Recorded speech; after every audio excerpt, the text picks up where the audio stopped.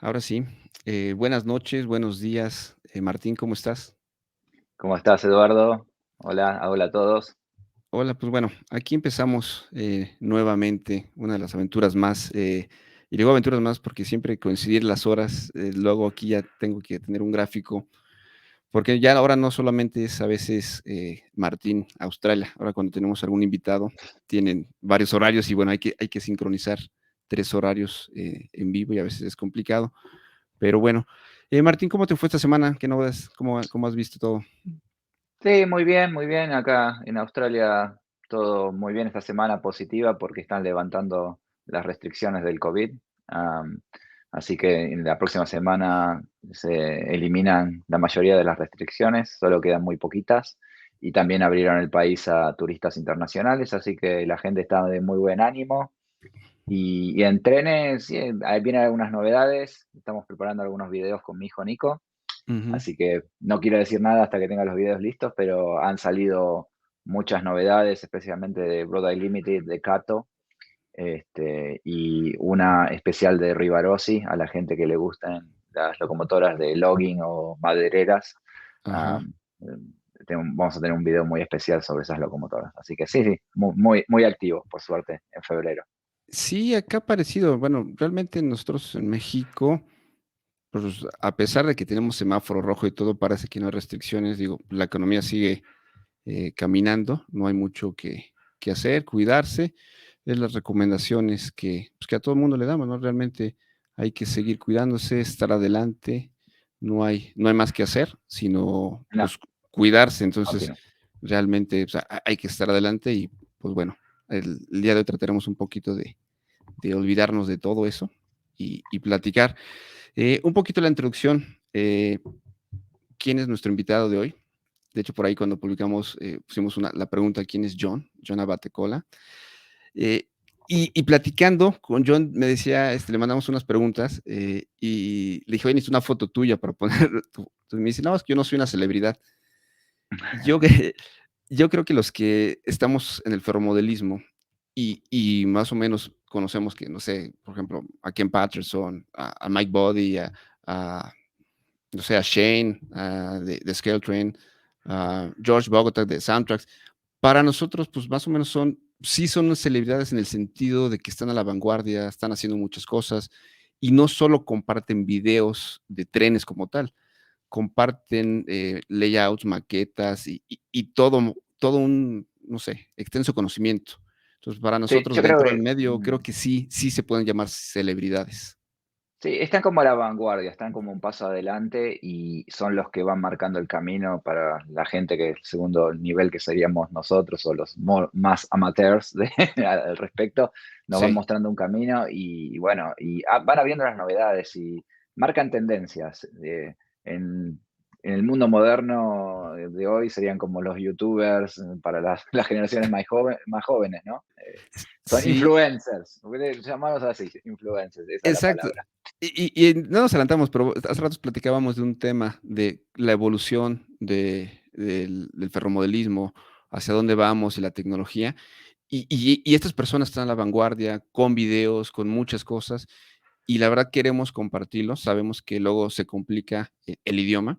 Como siempre, bueno, John Mm. habla inglés, vamos a tratar de traducir lo mejor posible y quien tenga preguntas, dudas, las puede dejar en el chat, lo que sea, y las vamos a compartir. Eh, en su canal creo que tiene como 10 años. Por Mm. aquí tenía mis notas. Y cuando por ahí puse un link para los que quisieran ver qué ha hecho John. Y él empezó como con mucha gente, lo que le llaman el rail fanning, o sea, nada más grabando videos y los ponía y empezó a evolucionar. De repente empezó a hacer reviews, reseñas, abriendo. Últimamente he visto que tiene podcast también, entrevista a muchas personas y bueno, toda una gama. Pero bueno, no me adelanto. No sé si quieras comentar algo más, Martín, para ya dar No, no, de entrada a nuestro, a yo nuestro creo amigo John. que tenemos que aprovechar el tiempo lo mejor posible y creo que es una buena oportunidad a la gente que está mirando en vivo para hacer preguntas. Realmente tienen la posibilidad de a través de nosotros preguntarle a John lo que quieran y bueno, aprovechen esta oportunidad porque es una, digamos, del año 2022 va a ser una de las mejores entrevistas, seguro. Perfecto. Le voy a dar la entrada a John. Si quieres tú pregúntale, ya le dimos una breve introducción a todo el mundo en español. Si quieres tú coméntale en inglés, que nos platique un poco en sus palabras, quién es John Abatecola. Correcto. And hola. Muchas gracias. Creo que eres la primera. You are the first one who said hola, something in Spanish. Really? Yeah. Gracias. Well, that's about the extent of my Spanish. Lo siento. No, here, let me tell you what it is. Lo siento, no hablo español. Muy bien. That's Perfecto. all Very I good. got. Very Perfecto. good. Te has ganado el corazón de muchos. Gracias con eso. Thank you very much. Can I say though, I've always wanted to be bilingual, and I really wanted to know how to understand Spanish while you guys were talking about me. I wanted to know what you were. Puras cosas buenas. Only good things we said about you. See, that makes me even more curious now.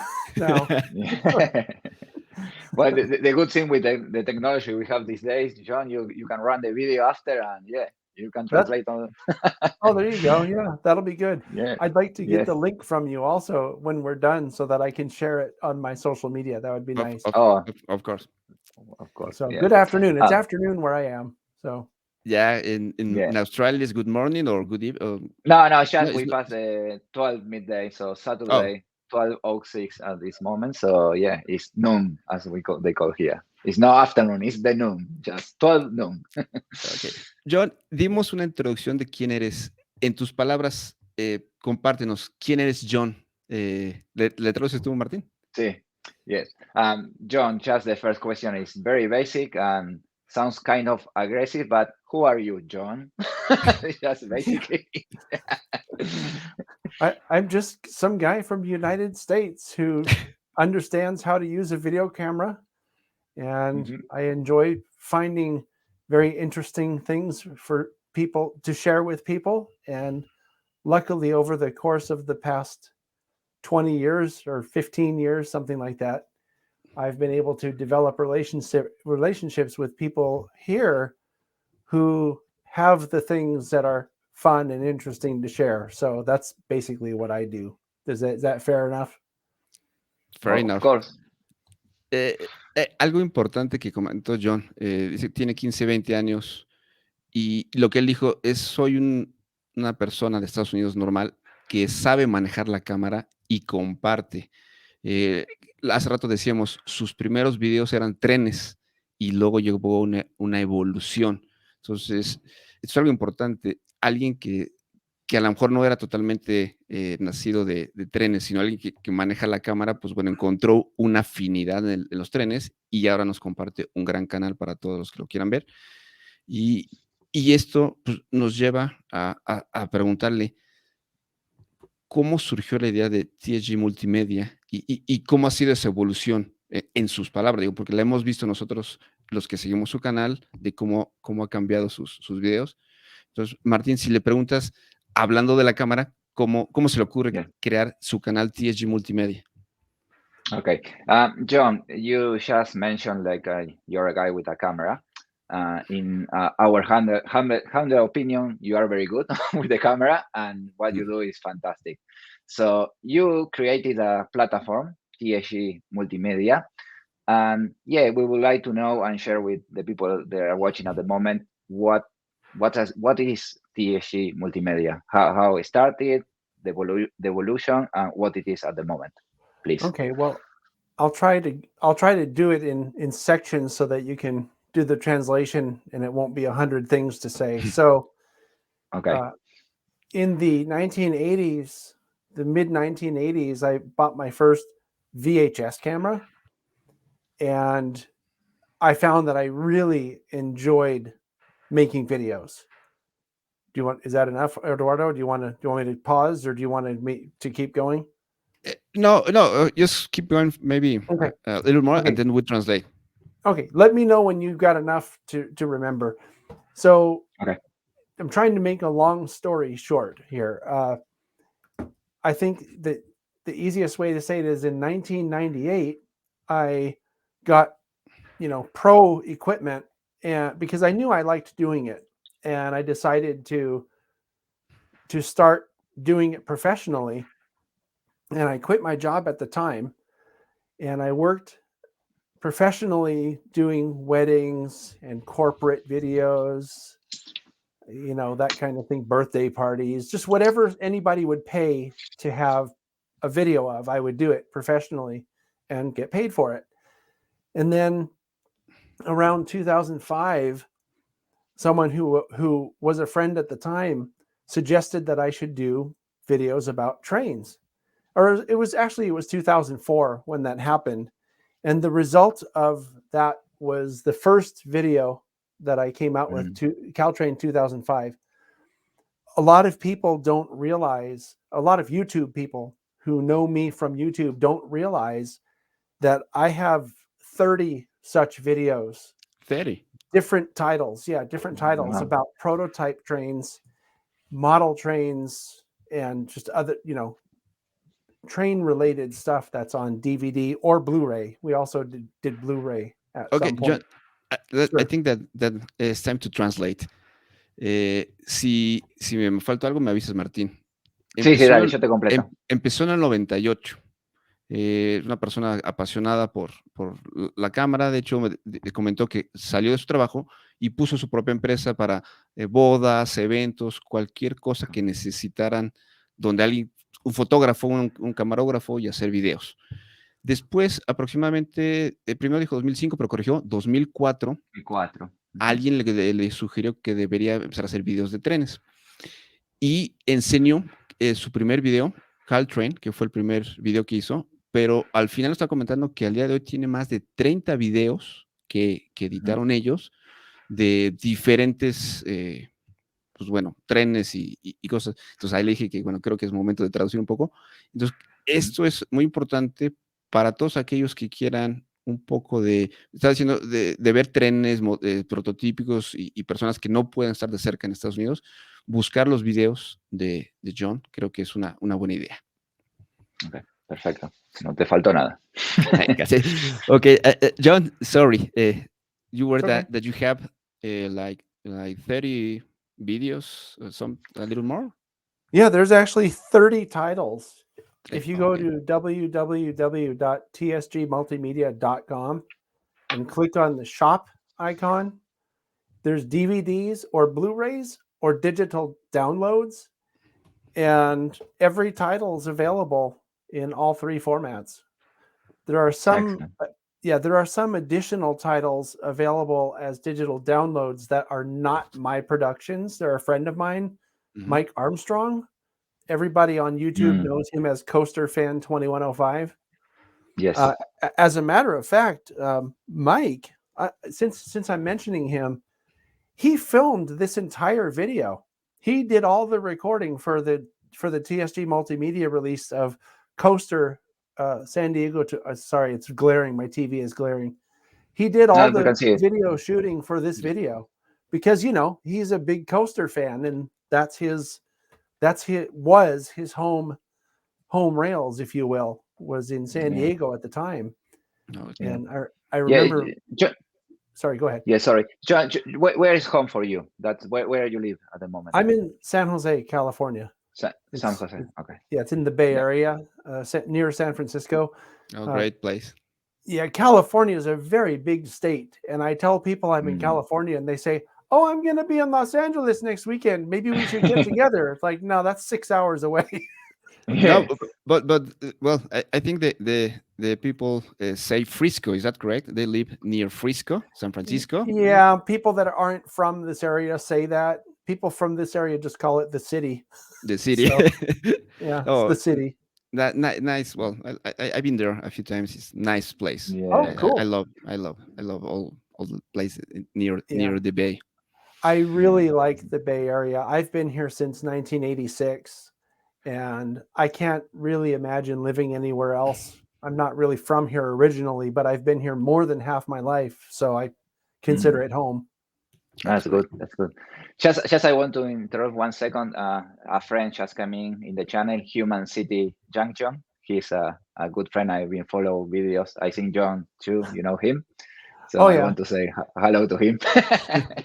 Yeah, I saw Heath come in. Hello, model citizens. He's not talking to Yes. me. Yeah. Well, to everyone, we are model citizens. Yes, we are. We are only one word.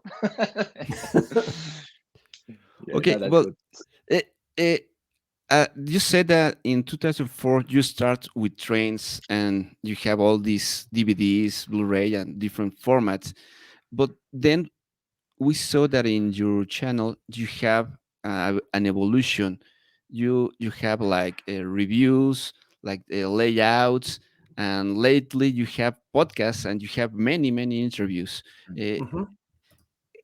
what happened in your mind when you make all these changes, or you are you plan this, or this is just lucky, or how was this evolution for you? Yeah. So what happened there was Sorry, let me translate in Spanish the question. sure. Perdón, le acabo de preguntar de que ya después del 2005 que empezó a hacer videos y varias cosas en formatos, en su canal él empieza a hacer reseñas, empieza a hacer el tours, layout, varios eh, entrevistas y últimamente podcasts con otras personas. Le comentaba, ¿qué le llevó a esto? O sea, ¿lo pensó? ¿Fue suerte? ¿Cómo diseñó empezar simplemente con un video de formatos, ahora ser, pues bueno, una de las personas representantes del ferromodelismo? Ok, John. Okay, so the answer to that is well, I was just talking about him a moment ago. My friend Mike Armstrong Mm, suddenly in 2012 or 2013, I don't remember the exact timeline. I don't have it written down. Let me back up for just 1 second. So when I did all these videos, I wanted to put the trailers somewhere so that we could mm, link the trailers to the website. And YouTube was a great place for that because it's a video hosting service, right? And it was free. So if you go to YouTube, if you go to my website and you Yeah. click on one of these titles, like you want to buy it, they are still to this day linked to the trailers that I uploaded, trailers, teasers, whatever you call them, on YouTube. They're still linked up to that. So I was using YouTube just as a place to host videos that I could then refer back to from my website because it was free. yeah. Then, right? Then we did this video and I met Mike and he's had his own channel and suddenly he got a viral hit. It was called Steam Trains Galore. And Mm. this video propelled his channel and he got so many subscribers and he was actually making money on YouTube. Okay, which it opened my eyes because I did not realize that you could make that kind of money on YouTube. So We are sometime still around looking for that, eh? Martina and I, we're I'm still looking for that. right. Well, I'm still looking for that too. And we get there. It just takes time, right? But and part of that also is making good content. So Yes. hopefully having me on your channel won't hurt your chances to get more No, viewers. no, But never. what ended up happening was Mike opened my eyes when his channel got this viral success. And I started thinking, because at that time DVDs were not selling a lot.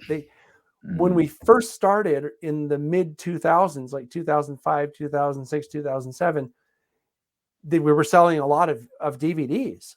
And in the US, we had a big crash of our economy around 2007, 2008, where people mm, had no extra money, right?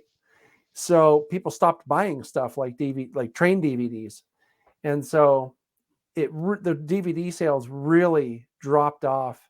And I saw YouTube at that point in 2010 or 12, whatever, as a way to, to make some money.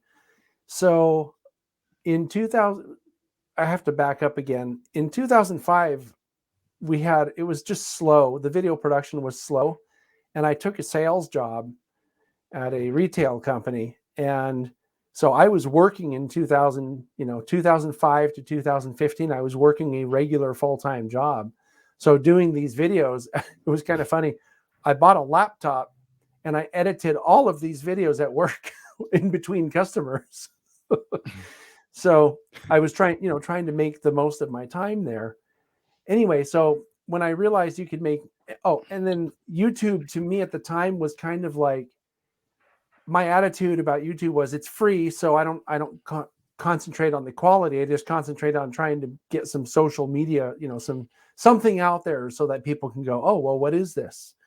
And sorry, there's a lot to the story that I'm leaving out, and I don't know what to include and what to exclude. No, don't. No, that's okay. Feel free. So anyway, so in 2015, I finally decided I had had enough of the sales job that I was in, and I quit. It was a very difficult decision because it was, that was my main source of income. And YouTube even now is not, paying all the bills. It pays a little, some of the bills, and in some months it does okay, but most of the year it does not. It doesn't even pay for half the mortgage. Does that make sense? Yeah, So, yeah, makes sense. Si Makes quieres, sense, totally makes sense. traduces un poquito, Martín. Sí. these are all the trailers right there. Yeah, that's correct. Yeah. Well, you have, like I say, some. I will translate and then I will add my comments to this. Lo que John nos explica que entre muchas idas y vueltas, o sea, para resumirlo, él encontró que YouTube era la plataforma donde él podría monetizar, recibir algún ingreso por los videos, porque como todos saben, en el 2008 hubo una crisis mundial, no solamente fue en los Estados Unidos, económica, y la gente dejó de gastar plata en cosas superfluas como modelismo, videos o DVDs. Eso lo empujó a John a volver al mercado laboral y trabajar para una tienda como manager, y bueno, pero no era lo que le gustaba. Así que en 2015 él decidió volver a intentar a través de YouTube. Él también nos contó que él tiene su amigo Mike, que es el que más le abrió los ojos sobre YouTube, siguiendo los videos de Mike, uno que se llamó Vaporeras Galore, sería la traducción. Galore, no sé cuál es la traducción en español. Como el show de las vaporeras sería. Y a partir de ahí donde John, encontró, digamos, el camino a través de YouTube. Déjame, Eduardo, le voy a preguntar, le voy a hacer un link con lo que él hace el mundo moderno y COVID al mismo tiempo, porque creo que estamos para cerrar la evolución. Me parece bien. John, I'm one of the persons in the world. I believe like media is changing. Like I don't believe it's changing. Obviously, leaving TV, radio to be all internet, online, TikTok, or all the stuff. Like I say, it's happening. Yeah. And your content is perfect for, I believe, for the new world, for the new generations. I'm a person, when I go, like I said yesterday, this is what happened yesterday. I went with my dog for a walk, and I put just YouTube, and I listened your interview with Michelle about operations. So I think it was around 2 hours. And yep. I listened the whole video, walking, as I continue walking. And this is the way, like, the new world is adapting. So it's not only watching, it's listen to videos or podcasts. And in my opinion, is COVID did an acceleration of all this process. And I think you are spot on in the right time with the right product for people in modeling. So what's your opinion? You agree with this? I do. I think you're very accurate, Martin, and thank you for listening to the show. I think that we're definitely moving away from what I call portable media. That's this. Mm-hmm. You take this with you, right? Streaming is absolutely the wave of the future. And frankly, I stopped making DVDs and only make them now if someone special orders it, because I still have the equipment to make them. And but streaming is absolutely the way to go. As a matter of fact, we were able to get all of the titles on the website onto digital downloads. That was probably 5 years ago or more, because I saw that no one was buying DVDs or Blu-rays anymore. I mean, not no one. I mean, some people are buying them. I fill orders, a couple orders a month, but it's nothing like what it would have been 15 or 20 years ago. So I Yeah. think you have, you make a good observation. It's the same with for example, magazines. Uh, Yep.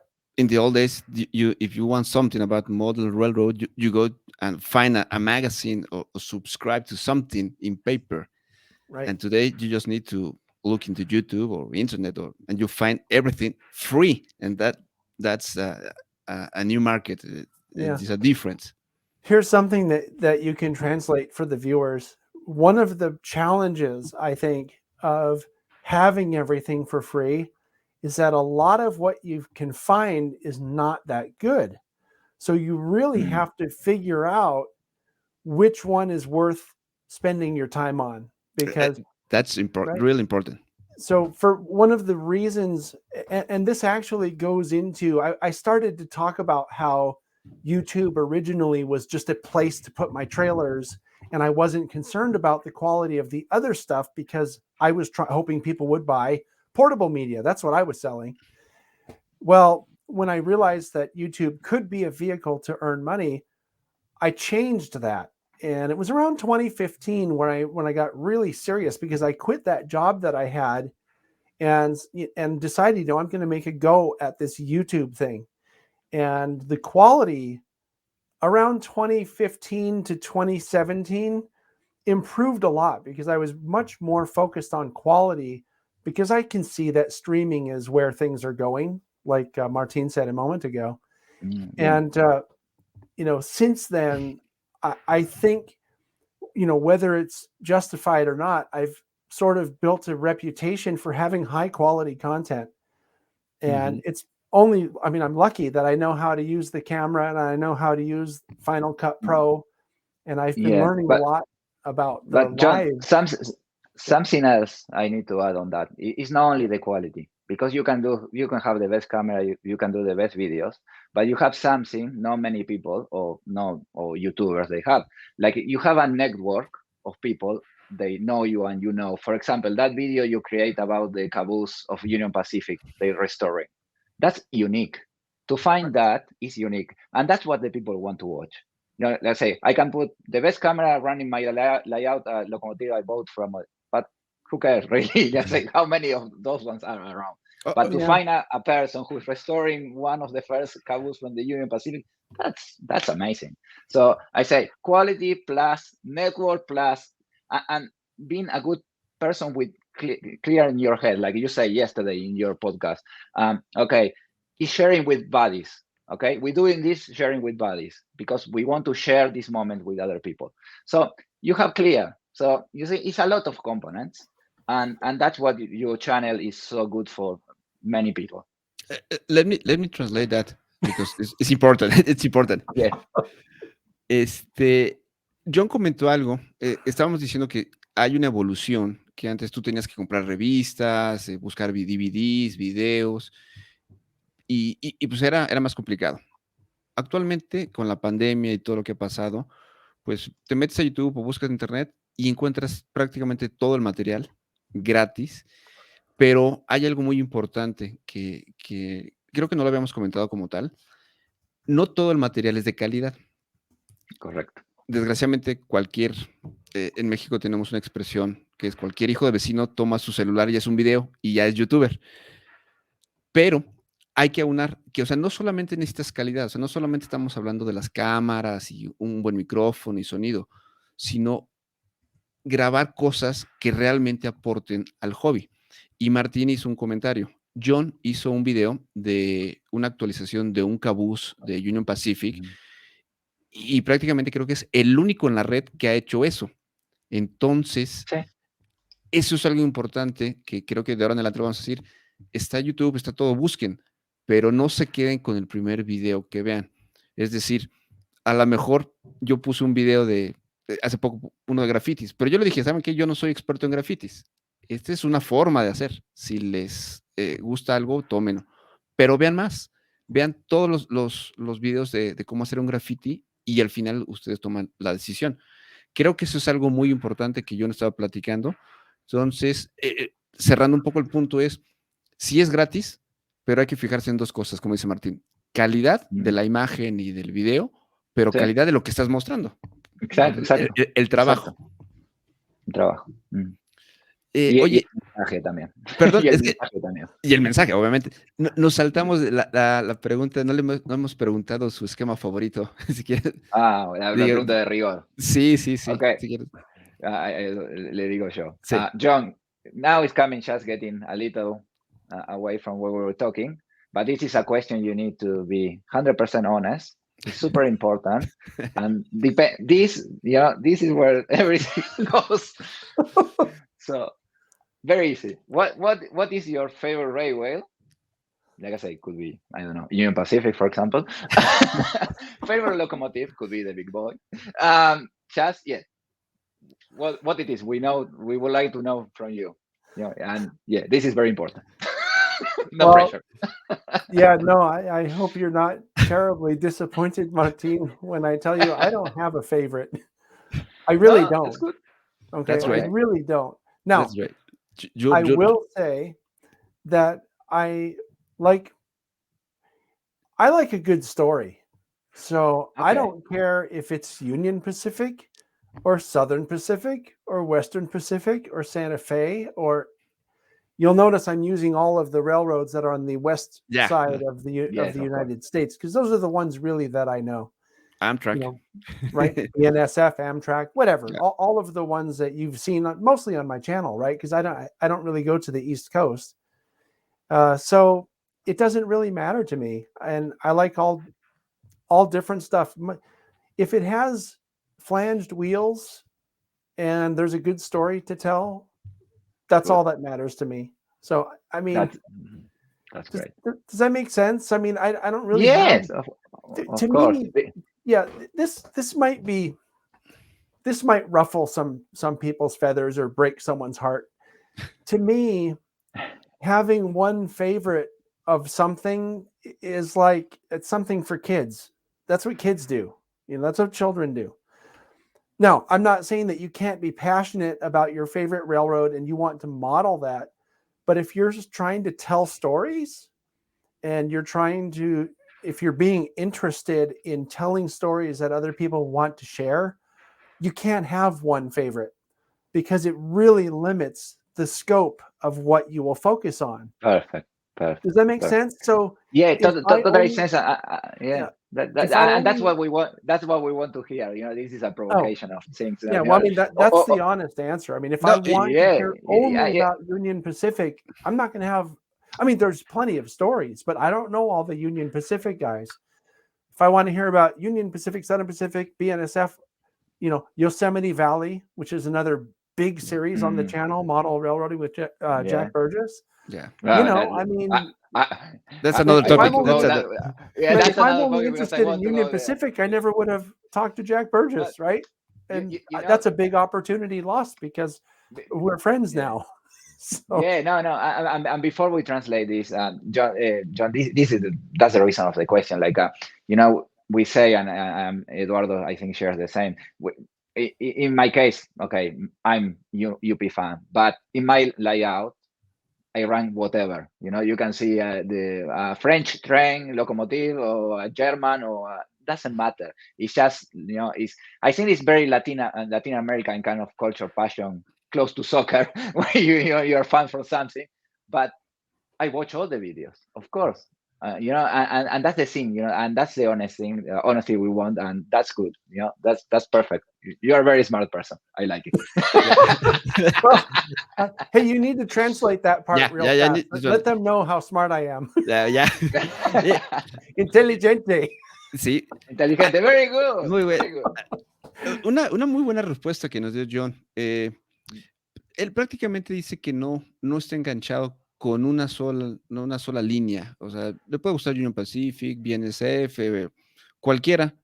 A él lo que le gusta es contar historias. Si una historia lo vale, él la cuenta. Él habló mucho de la parte de California, de ese lado de la costa de Estados Unidos, porque es donde vive, pero dice que él considera que es de disfrutar y sobre todo la historia, entonces no se casa con un solo esquema. Dice que respeta, que desde su punto de vista, pues tú puedes ser un fan de Union Pacific, Ferromex, Nacionales de México, lo que quieras, pero al final de cuentas, él abre el abanico a pues, lo que sea. Y al final Martín un poco cerraba de, pues bueno, él es fan de Union Pacific, pero en su layout, pues ves de todo, ves una europea, ves una de vapor, una chiquita, o sea, lo que hemos tratado un poco es disfrutar el hobby con, Correcto. con todo. Diversidad. Diversidad. Diversidad, Esa, esa esa es sería la la palabra. palabra, diversidad. Y perfecta en este momento de la humanidad. Diversidad es la palabra correcta. O sea, acá Sí, no hay nada. Uno bromea y yo hago con esto con Eduardo siempre, Digitrax, es para bromear. O sea, realmente, cuanto más abierto sos, más oportunidades tenés y más gente conoces y más compartís. Y creo que, como siempre decimos, el objetivo del hobby es compartir. así es, así es. Y por ahí también el amigo Rubén nos comenta de Amtrak. Sí, Amtrak también lo mencionamos. O sea, prácticamente todo cabe. O sea, realmente es modelar para todos y pues, en su canal lo ven, van a ver videos un poquito de todo. Y ahorita, Martín está viendo un poquito la hora y me gustaría hacer el link de que a John le gusta un poco de todo, pero queríamos platicar un Sí. poco de cómo ha visto esta evolución, pues desde el 98 a la fecha o antes. Ujú. Antes, pues tenías tu óvalo y para adelante y para atrás tu trenecito y es todo. Y al día de hoy tenemos Wi-Fi, Sí, laptop, lo manejas por iPad, le sale humo, le sale sonidos, le grabas, le sí, bajas y todo. Entonces, ¿dónde vamos a parar? No sabemos. Entonces, un poco ok. la perspectiva, ¿no? de John sobre todo esto. Sí, sí. John, thank you again for the last, what you say, like we just translate and yeah, 100% we agree with you. So, um, moving from that question now, the evolution of the hobby. Okay, you are like us, people like we, playing with train from I guess from the 80s or maybe just before, and 90s to 2000. So the evolution of the hobby, the new technologies in the hobby. You are a person who is very lucky to see the best layouts in the world. I would like one day to have a chat with Michelle too in this channel because she runs one of the best layouts. I love the club she's running. So in your opinion, please, please tell us or what you think about the evolution. Good things, bad things. Feel free Yeah. to Well, yeah when I was a little kid, I had the electric train set. As a matter of fact, my parents in 1977 or maybe Mhm, 1976, somewhere around there, mhm. brought two electric train sets back from Italy. I'm Italian. Okay. You probably, actually, Martin, you probably know that because I know from people from Argentina, there's a lot of Yeah, Italians. So you probably recognize my name as Italiano, right? yeah. Italiano. Lima, by any chance? We going to Lima? O Rivaro, sí. No, no, no. But in Italy, my parents bought or were given train sets, and I played with those as a little kid. And then at some point, because the Italian trains don't look like American trains, I never saw an Italian train in person. So I eventually talked them into buying a Tyco electric train set. Mm. I don't know if you guys know Tyco. Yeah. We know. Yeah. Okay. It was less expensive in the Sears catalog than Bachmann. Yeah. Now, I'm not going to say that. That's really 80s. Yeah. So then I got a train set that looked more like what I was accustomed to seeing. But to be honest, DC to me is kind of, for operations, is kind of boring. I mean, go, stop. There's no horn, there's no bell, there's no sound, there's nothing. And my perception is that in the early 90s, I really think that DCC was pushed and brought to the forefront by people who wanted to operate realistically. Because when you have a DC layout, it's broken up into blocks, control blocks, right? Because you can't have more than one train in DC. You can't have more than one train on the same block, or else only one person can control it, right? Right.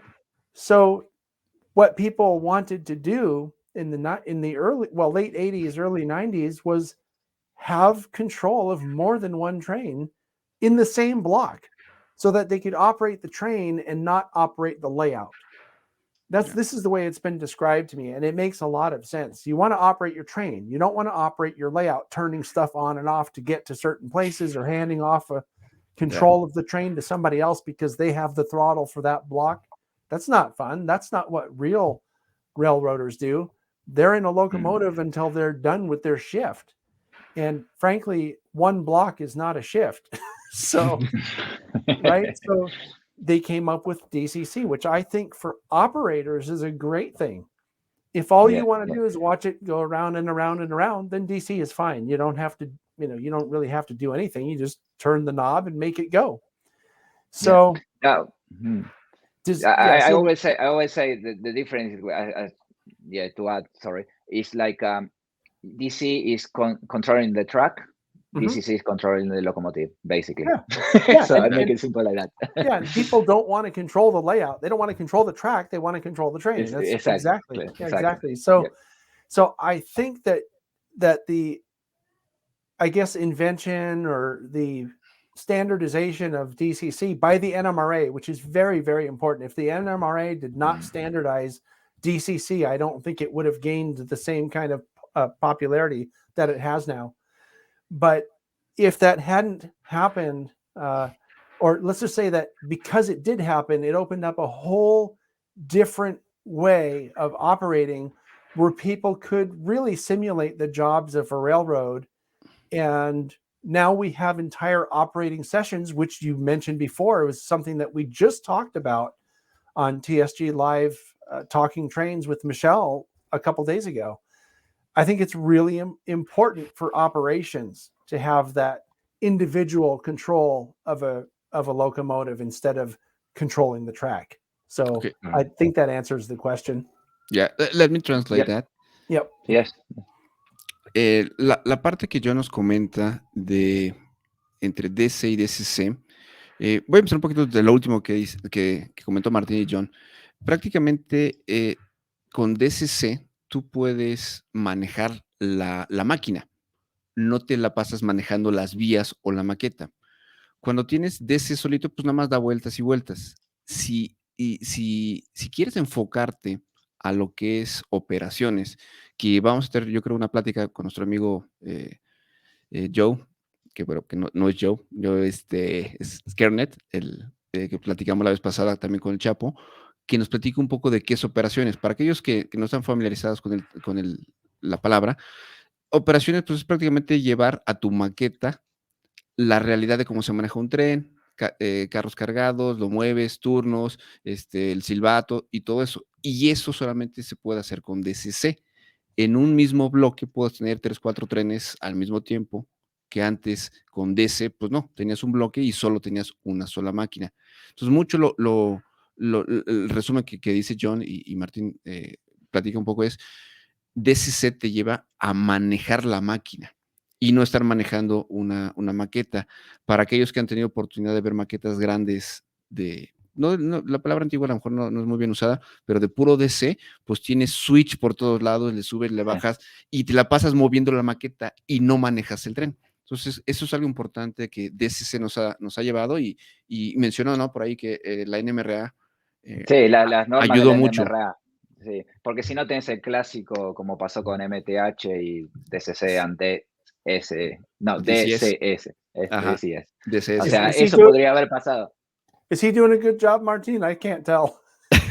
yeah, he's doing a very good job. Now, just saying, like I say, one of the points we highlighted is, like I say, the participation of the NMRA in this, because as an example, could happen like with MTH and DCC, with DCS and DCC. So without the regulations, we could have so many systems, like could be a disaster. Like I say. So that's excellent. It would be a disaster if you did not have standardization, and I think I'm glad that MTH put DCS out so everybody could really see what you're talking about. Yeah. Like I say, I love the models, but not the decoder. I hate the DCS. Like I say, was so hard and say to make it compatible, but I have a pro tip for you. When you buy MTH, DCC ready. They're kind of out of business. Yeah. But they are. But if the new MTH that I think is going to be done by Scale Trains, if Yeah. they Scale use Trains, correct, DCS, buy the one that's DC and put a proper decoder in it. Yeah, You know? but you know what the thing is? I think at the moment I should have around 50 MTH locomotives in my train room, and I love the smoke. I love it. They have the best smoke in the world, Yeah, well, and nobody can disagree. that's true. Nobody That's true. can I compared with Atron and Bagman, and notice MTH and has the best smoke. oh Yeah, yeah, yeah. it's not We talk about that. We talk about that Well, with Shane, and we said Re- you need to keep the smoke. The smoke is smoke. great for Yes, MTH. yeah, yeah. yeah. Are you talking about when the decoder doesn't work, it smokes? Or you No, mean no, no, no, kind of smoke. That's a different kind of smoke. The one you want to create. Oh, Recreate, okay. not the other one. It was an accident. Let me translate because this is really funny and many people need to understand this. Nos estamos riendo un poco de MTH en el sentido bueno de que la calidad de los productos de la máquina es perfecta, pero siempre hubo un poco quejas de que ellos tenían su sistema DCS y que no era totalmente compatible con NMRA. Por eso varios amigos cuando me preguntan qué hago con MTH, dos cosas. Una, quítale el decoder si puedes, o si todavía vas a comprar una MTH de las viejitas, cómprala DCC Ready y ponle tu propio motor, tu propio decoder, perdón. Pero al final Sí. decíamos que lo bueno de las MTH es que tienen muy buena calidad de humo, pero nosotros nos referíamos al del vapor, todo eso. Y John dice humo de cuando se queman, porque tengo varios amigos que se les han quemado sus decoders y ya no sirven, o el humo. Pero bueno, un poquito el chiste, ¿no? I agree to disagree on that one, Eduardo. No es tan así. Eso es me parece que es más una fábula. Te soy sincero, ¿eh? Operaciones con MTH, si usas MTH juntas no tenés ningún problema. Si empezás a combinar, ahí se te complica. Pero a mí nunca se me quemó una, ¿eh? Más o menos 10 años o 15 años de MTH y nunca se me quemó una. O sea, no sé, me parece medio que... Es como Tesla, ¿viste? Que lo empujan a Tesla, dicen Tesla se prende fuego. Yo no sé.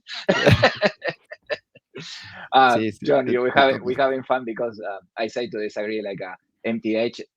I like them. Yeah, I'm honest, and I never had a problem.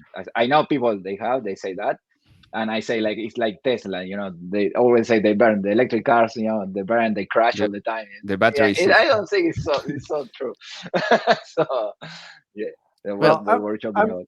I'm only picking on them because a lot of people have had problems with the DCS thing. Yeah, many people. Yeah, I know. Yeah. Like But I'm sorry. I can tell you though that I have known people who model in O scale, two rail O, not O gauge, not toy trains, but realistic two rail O, and they use MTH DCS and they swear that it's great.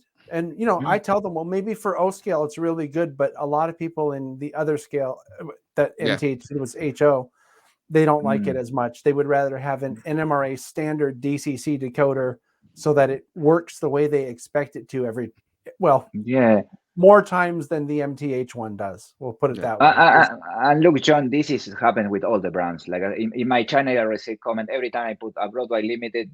You have the love and the hate, and I always say, I reply to them. I thank you for your comments. Thank you for watching the video, and thank you for sharing. What you think. That's fun. It's the same with every brand. But John, do you have a favorite brand? You like Atron, Broadway, or is the same like in real life? If there's a good quality, you like the engine.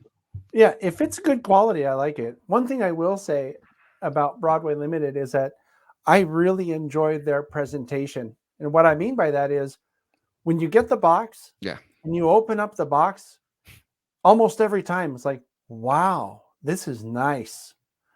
So, I think that Rapido has a similar experience to me. Yeah. You open up the box and you're like, wow, this is really nice.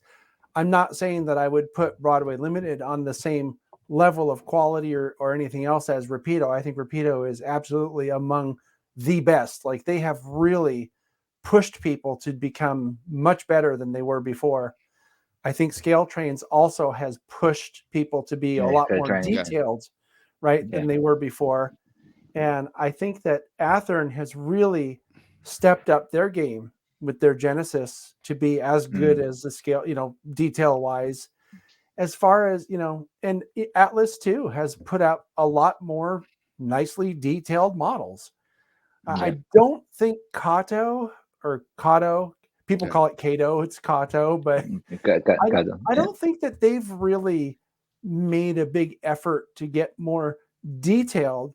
But you don't buy Kato for detail. You buy Kato because it runs forever and it runs perfectly. So there are different things, different reasons for wanting different brands.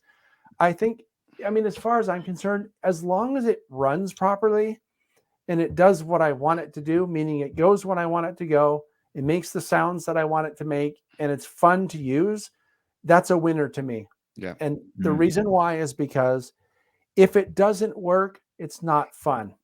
And if it's not fun, why do it? You know what I mean? Like, what's the point? In Mexico, we have a discussion about the capacity of how many cars this engine can pull together. But I always say, okay, in Mexico, we don't have big layouts like in the United States or Europe or other places. If you are lucky, you have your layout in the house 8x4, and you can only run like 10 cars. That's it.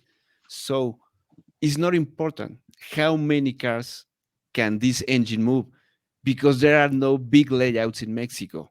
That's kind of rule. But well, that's the passion they put always in Latin America, and that's the problem. We go into those silly details like really nobody cares, like only us. In a way. But you say something true, John. If my engine works for me, that's fine. If I want a Kato and it works perfect, okay. If I want details, I have Scale Frame, Genesis, Broadway, but it works for you, so that's good enough. Don't try to buy something to please everybody. Right. Don't buy your train for me unless you're going to give it to me. Right? Exactly. Yeah. And that means like some brands, and this is good to have so many brands because they want to find their specialty. Kato for me is the best locomotive in N scale. There's no doubt about it. I don't run any. Let's say I love the Broadway Limiteds in N scale, but they are a disaster, especially the Paragon 3. And we have the discussion with Ken Silvestri, and I say to him, like, say, I love the details, but I like the locomotives to run, not to watch it on the wall, sitting there. And then now they have this new Paragon 4, like it's changing. I test a few of them and they're working good. But Kato still, like I know if I need to run a session, I put all Kato in N scale, no doubt, And you need to find where is your place or what you want to achieve, let's say, with that locomotive, and then you choose. Free word.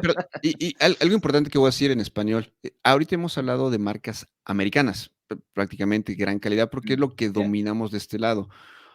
Yo a veces me dedico a arreglar algunas máquinas y lo hago por gusto. Realmente no es negocio, porque de esto no se vive, es por gusto.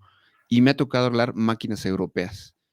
No me gustan mucho físicamente, pero la calidad de las máquinas europeas merecen un programa aparte, que por ahí tenemos un amigo de España tengo que pendiente. conseguir a alguien de ese. Trix, Marklin, Rocco, Marklin, Rivarosi, o sea, Marklin, la calidad es increíble, supera a Rapido y a Broadway y a todas juntas, la verdad. Trix y Marklin son las mejores, pero eso es en otro programa. Y nada más déjame decirle a John de lo que comentamos. John, I just said that we were talking about American brands, just to say that Broadway, well, Rapido from Canada, but we're talking about this side of the world. But let's not forget about Europe. Let's talk about Marklin, Trix, and Rocco. They have an amazing quality. I'm looking for a special set that Trix made from the Orion Express train. It's kind of amazing, but I still can't find because it's out of stock. But the quality, the details, and the decoders, I think they mostly use ESU decoders in Europe. Yeah. And we're talking that we need to make a special program about Europe because the quality is really good. Yeah.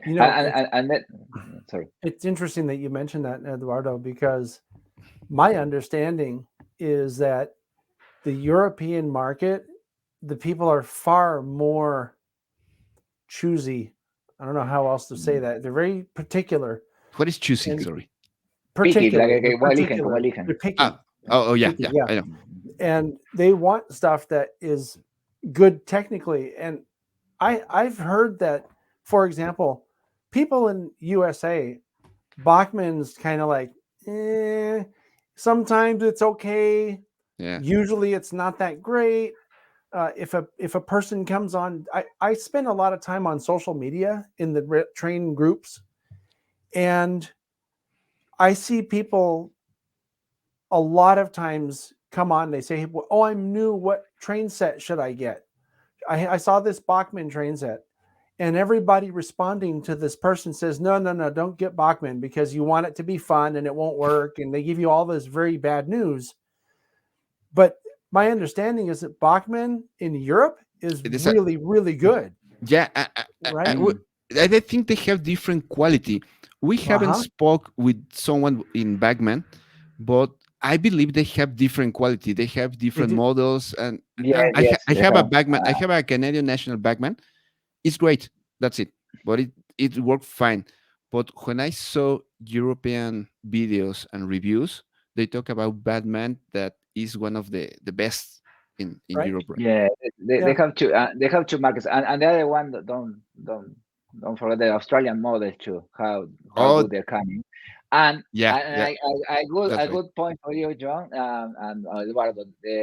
Here in Australia, we have one of, I think it's the longest train in the world, the real one. Is the iron ore. It goes in Western Australia, and the company is VHP. So they modeled that train in Sydney in a layout, and I think it's around like 600 cars, and they did Oh, it wow. with the Broadway limited locomotives. So they use six SD70s, I think they were, like this is the real prototype with 600 cars. They model by hand, like I say, because no factory does the special cars. So yeah, there is some quality too here, and I think that's a good thing. Like I say, the competition, and because the world now is one, thanks to the internet and the globalization, is making us to have more options really. So Uh, um, well, just to add, I have a few Fleischmann. I believe Fleischmann is I Fleischmann, don't is in either German or Italian. They are from Europe. German, Probably Fleischmann. German. Yeah, probably German. Yeah, Yeah.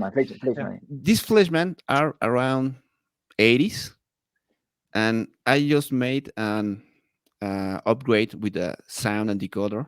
I think that I have on a video about that.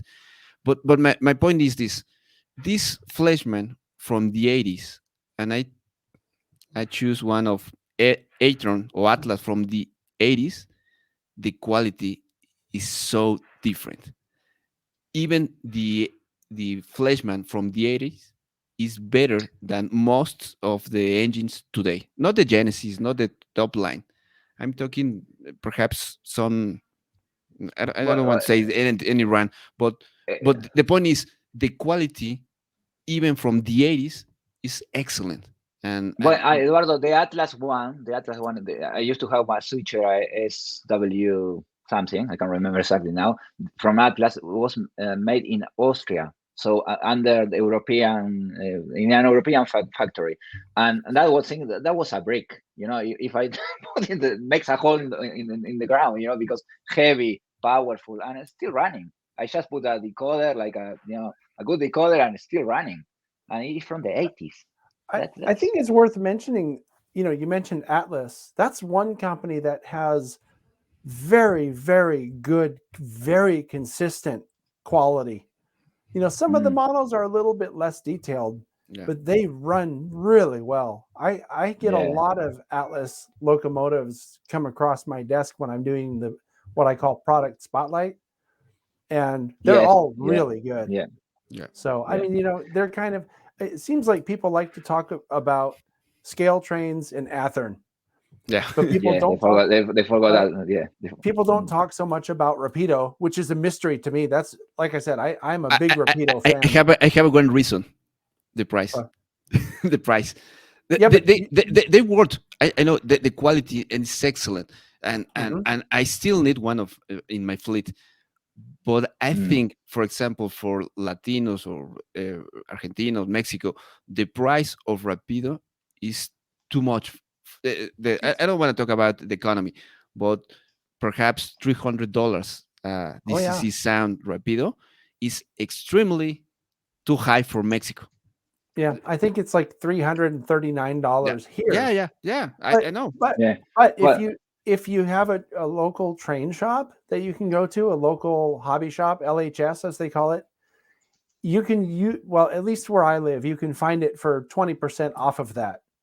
So, you can find them less. I think you're paying a lot for shipping and customs. I know that's extra. Right? At least that's another topic, but at least $60.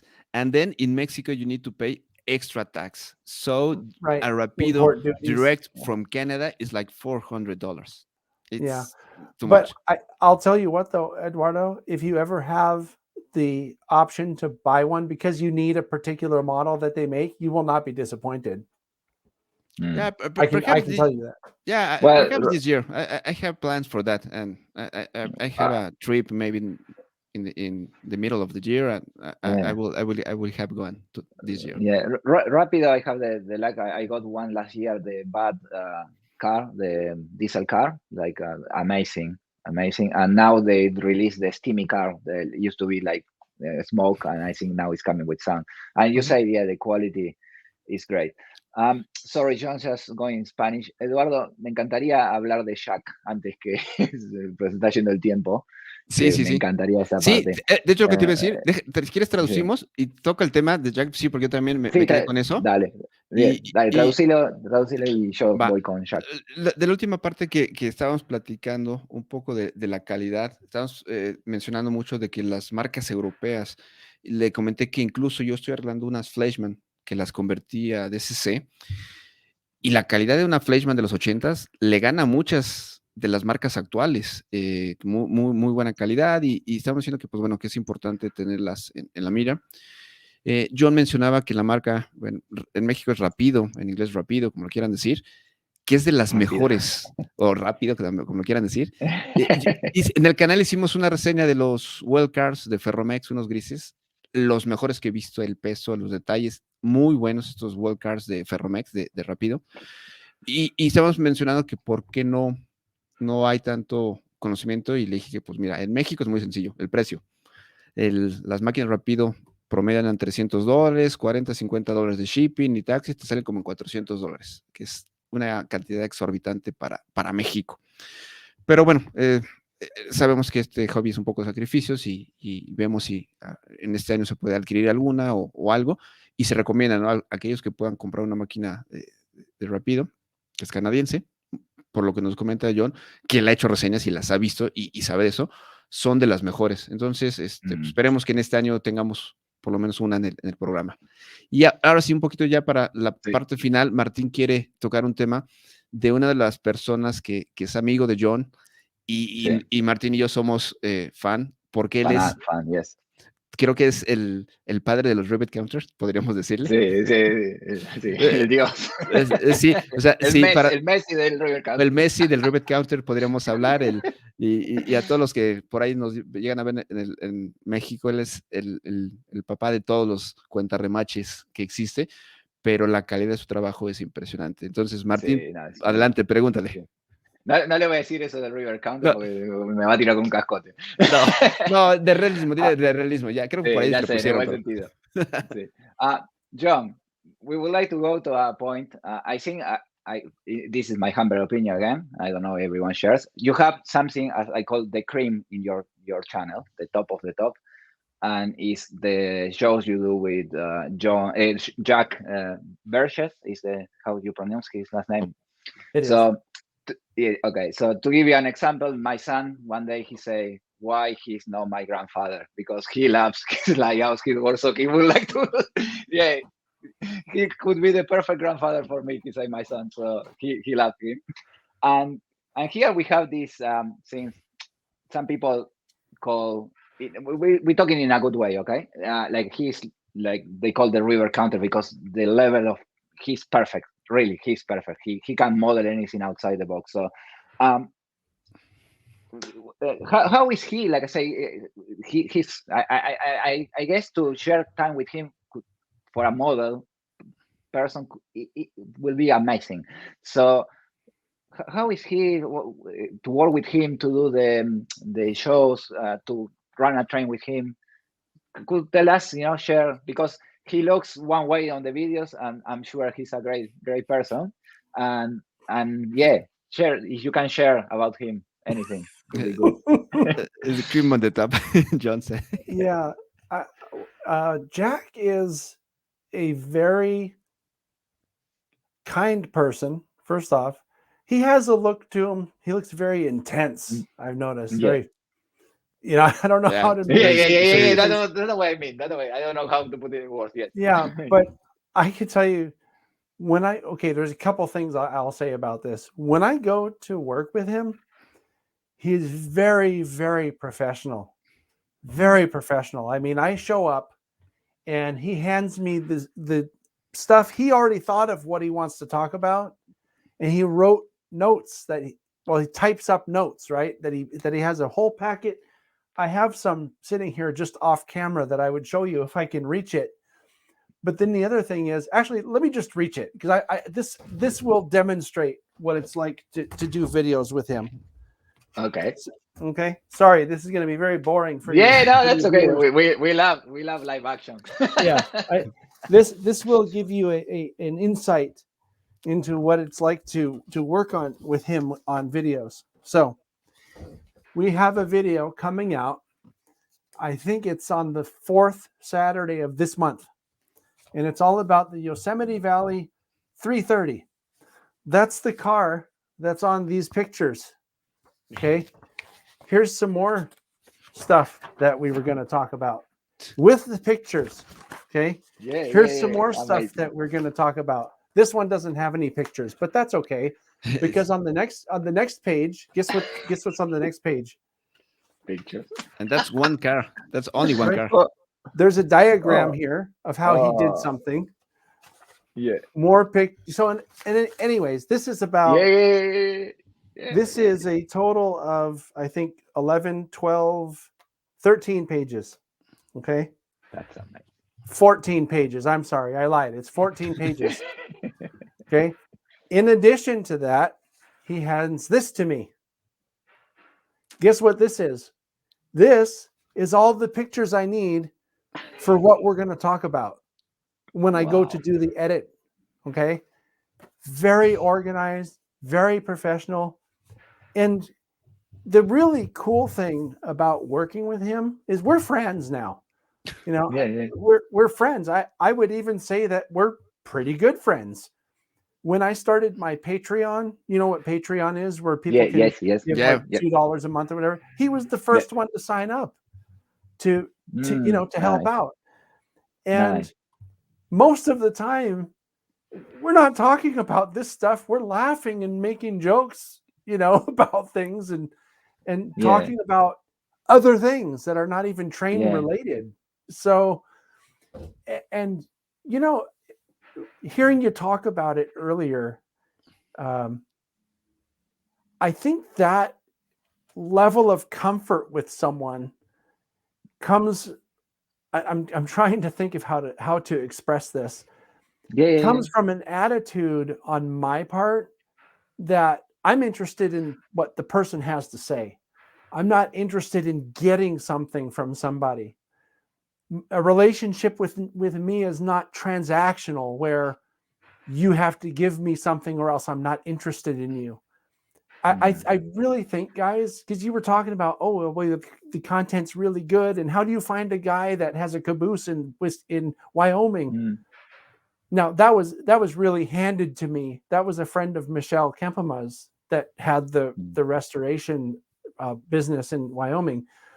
But if I were not interested in that, when she said, I want you to meet this guy, he does this, that, and the other, I was very interested. And it wasn't just that doesn't sound interesting to me. I got to listen and meet Mike Panel is his name. And we got to be friends. And pretty much every person that I go do a layout tour, we become friends. I can call any one of these people that I've done the layout tours, and maybe they're pretending, but they seem to be happy to hear from me. Yeah, but John, that's what you say. Let's say again, you invest time to create that relation and to have that network, because you want, like you say, you want the story about all this, you are interested and you give time, space, and that's it is, and that makes you a person. So it's not the camera, it's all together, and give the space. Do you know what it is, Martin? Do you know what it is? It's like when we were talking off the air, okay? I would not know that people from Argentina drink the mate unless I got to be friends with the guy that was from Argentina. And I remember because that was important to him. And he would bring mate and we would drink it together. I thought it tasted awful, but I would do it because we're friends. I mean, that's what you do with your friends. I'm subscriber from your channel. You lost one subscriber.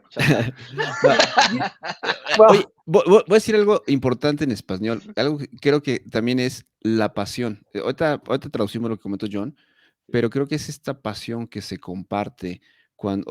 La pregunta específica fue de uno de las personas que consideramos más detallistas que existe, de Jack Burgess, y un poco la relación. Y John nos está contestando que existe una relación, que son amigos y que comparten algún vínculo y que te interesa lo que él dice. Creo que yo de mi parte agregaría es la pasión, el respeto, y por ahí lo hemos escuchado, el ferromodelismo es familia. Y el respeto yo lo pongo en el punto de pues hay a la gente que le gusta la perfección absoluta y hay otra que le gusta correr un Thomas junto a una Backman y le pone luego una Martin ahí y es perfecto y todos lo respetamos. Creo que eso lleva a tener una buena relación y estar interesados por los demás. Entonces, un poquito complementar lo que platicaba John. Ahorita se lo traducimos, pero creo que la pasión, el respeto y sobre todo esto, por ahí no me acuerdo si fue Ken o Ken Silvestre el que dijo que el ferromodelismo es acerca de familia, ¿no?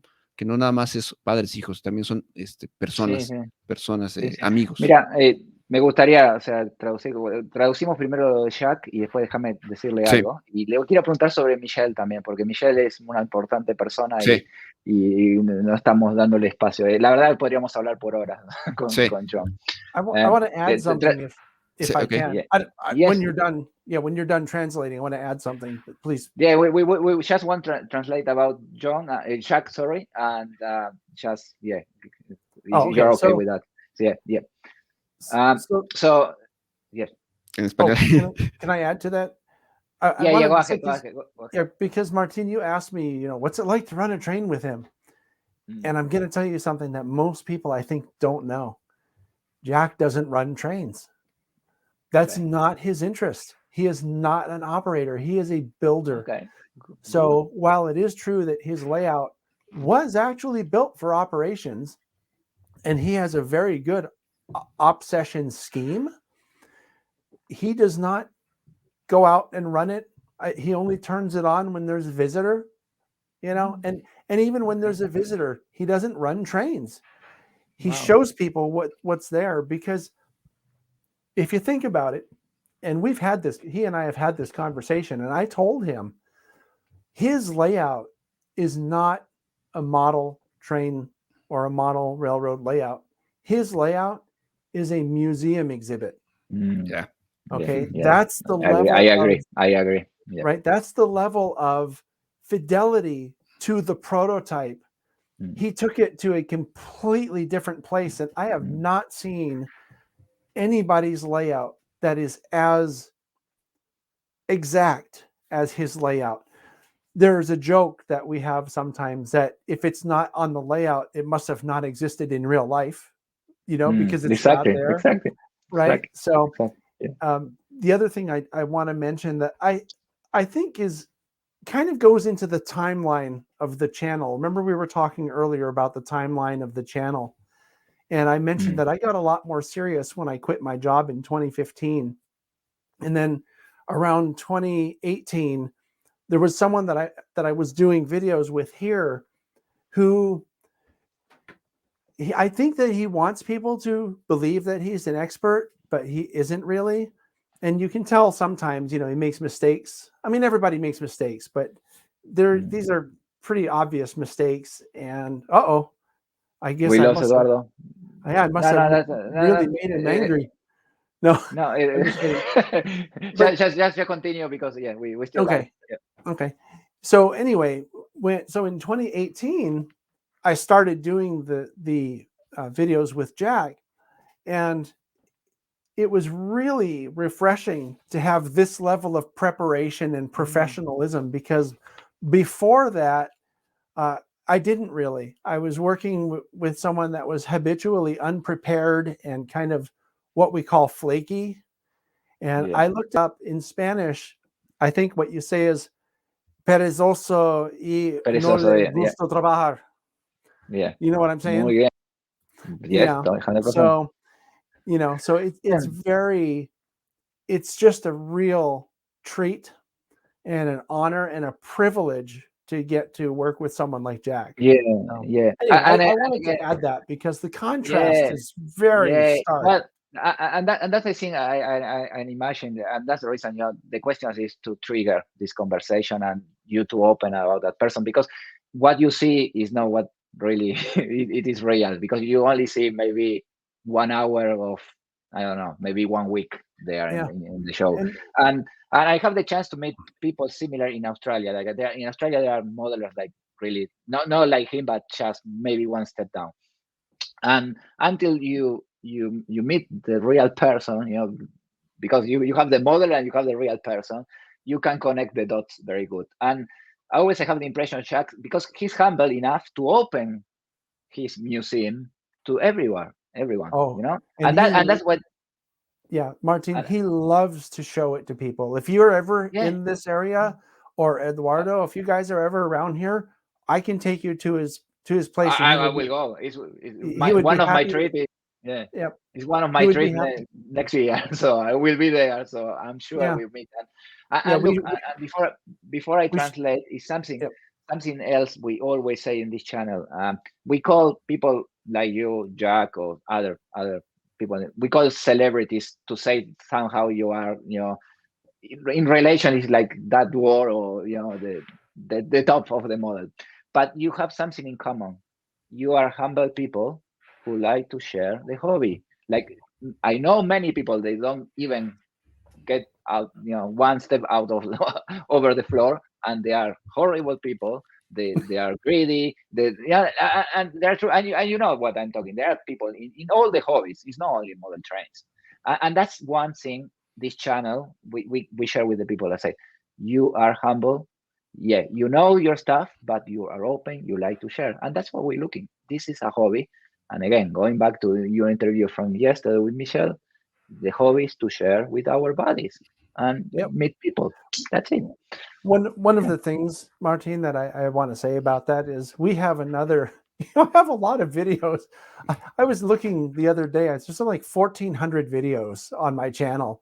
Uy, So another series that is pretty popular with certain people is Chasing Trains. Okay, have you seen Yes, Chasing yes, Trains? yes, Okay. of course. Yeah, yeah, yeah. And there's a saying that I've had on Chasing Trains for years, which is when we go chasing trains, it doesn't matter if we see a train at all, because we're out there with our buddies. That's what, Exactly.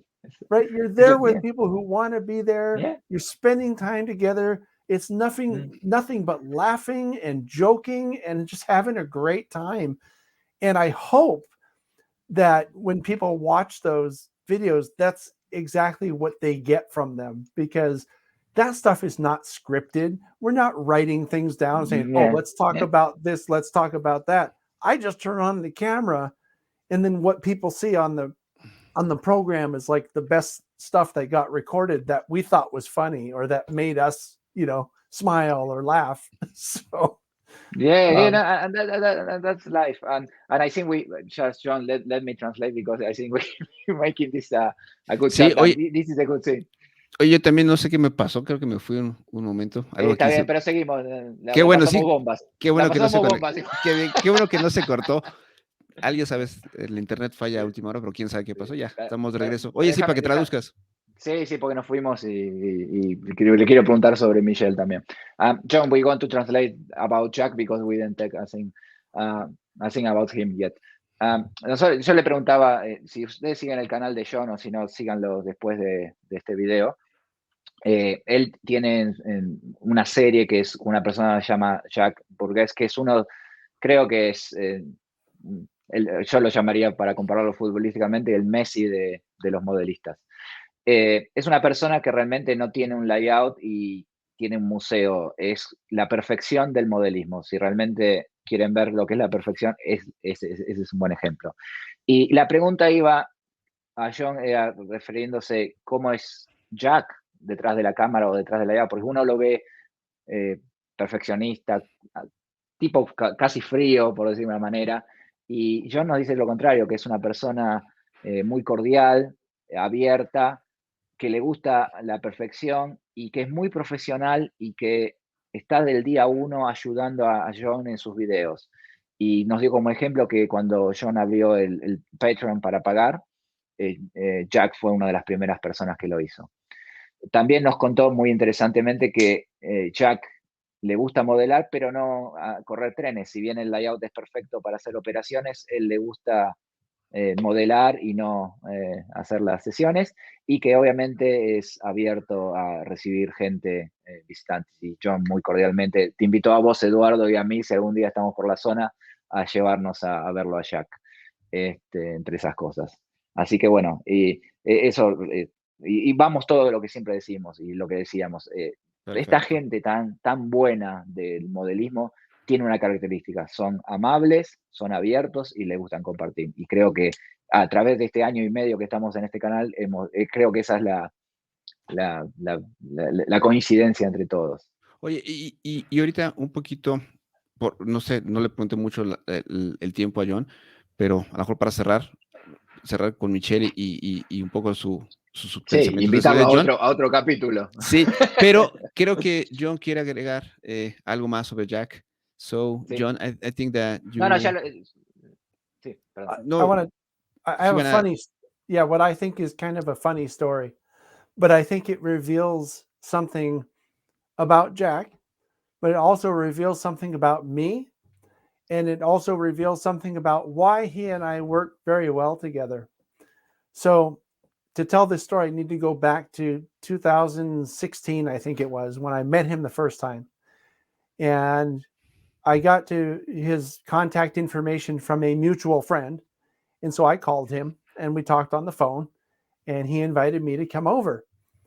And it wasn't to do the layout tour, it was just to meet him and see the layout and get an idea.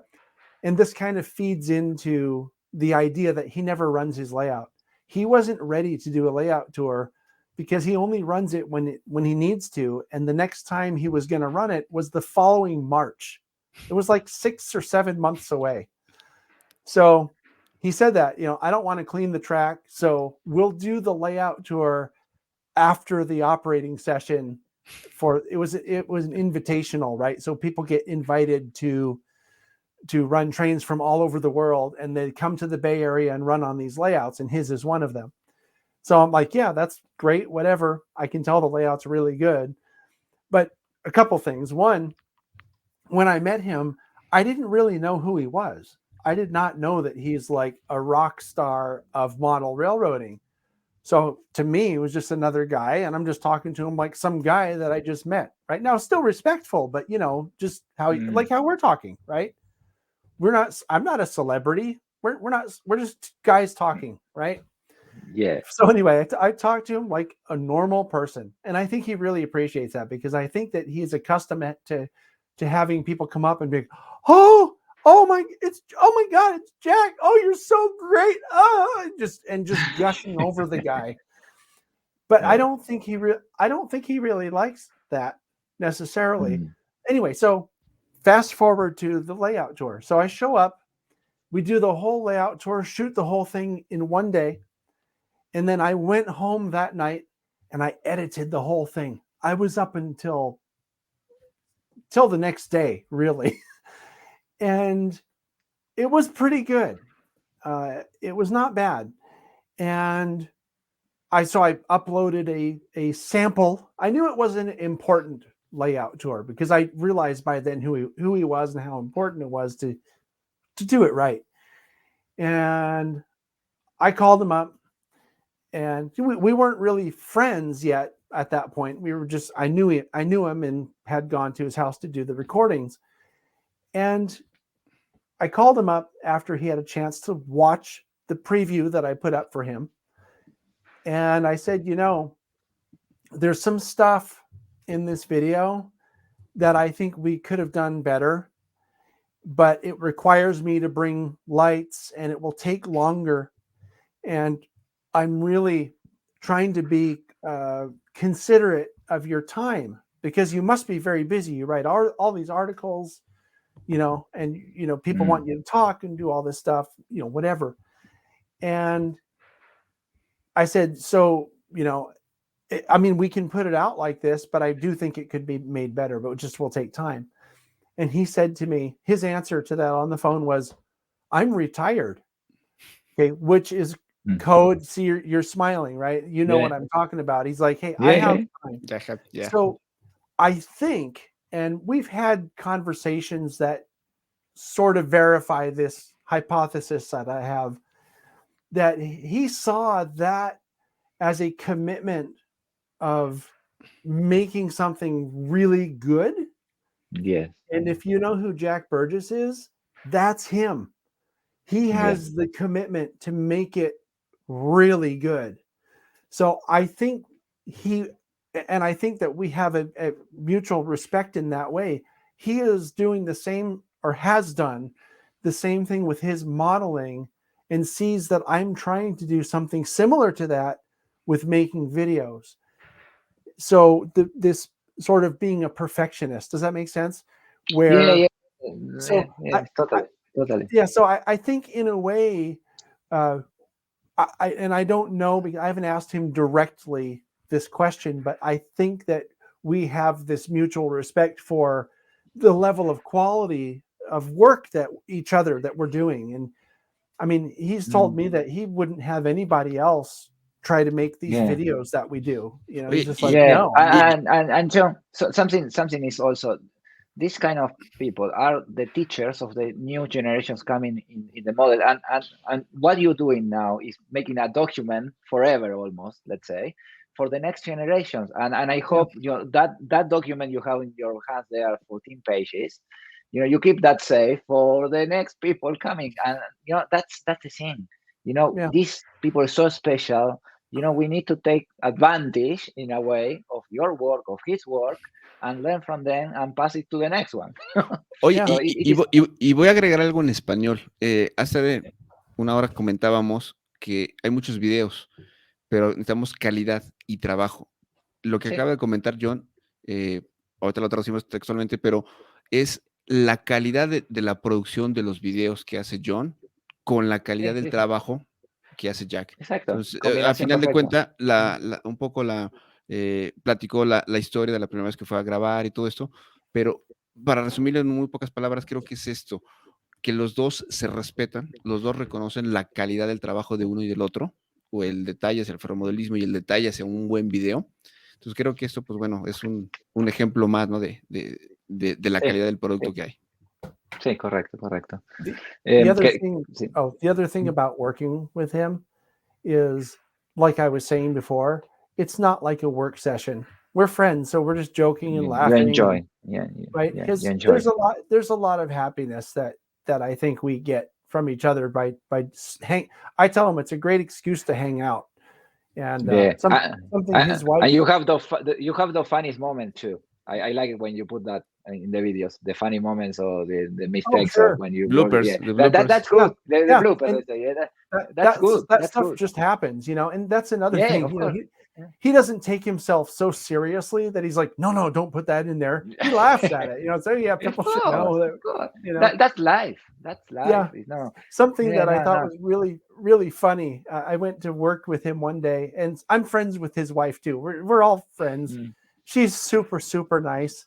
And she told me one time, because she's in the house when we're filming, and she says to me, we were getting ready to go to lunch or something, and she said it was early on. She says, I like it when you come over and work with Jack. She says, because when other people come over and they go into his office, I don't hear anything. She says, but when you come over and you guys go into his office, I hear every so often you're laughing. I thought, well, I mean, Yeah, no. Look, and again, I have the luck to live in a country where we have a few shacks around, and I know that also they feel good too, because what you're doing with him is good for him too. It's not oh, only it for is, us, so yeah, it's a connection there. It's mutual, Yeah. and of course yeah. he He puts so always much thanks effort. me. Yeah, Yeah, he always yeah, thanks me for what I'm doing, and yeah. yeah. No, that's amazing.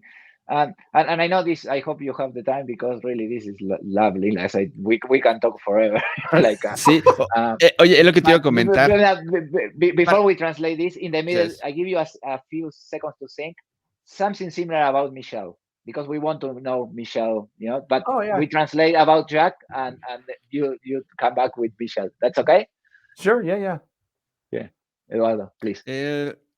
Bueno, de la traducción, mucho lo que se platicaba, lo que estaba comentando es la parte del respeto, ¿no? De que incluso cuando están ahí, pues bueno, bromean y conviven, que es lo que hemos tratado de decir, que mucho del ferromodelismo es convivir. O sea, sí Exacto. puedes trabajar en el tren y operar lo que sea, pero más allá es llevarte bien con la persona, compartir algo y pues bueno, todo en torno a esto. La verdad, la primera parte no la agarré bien, que tengo que tenía aquí problemas con mi compu.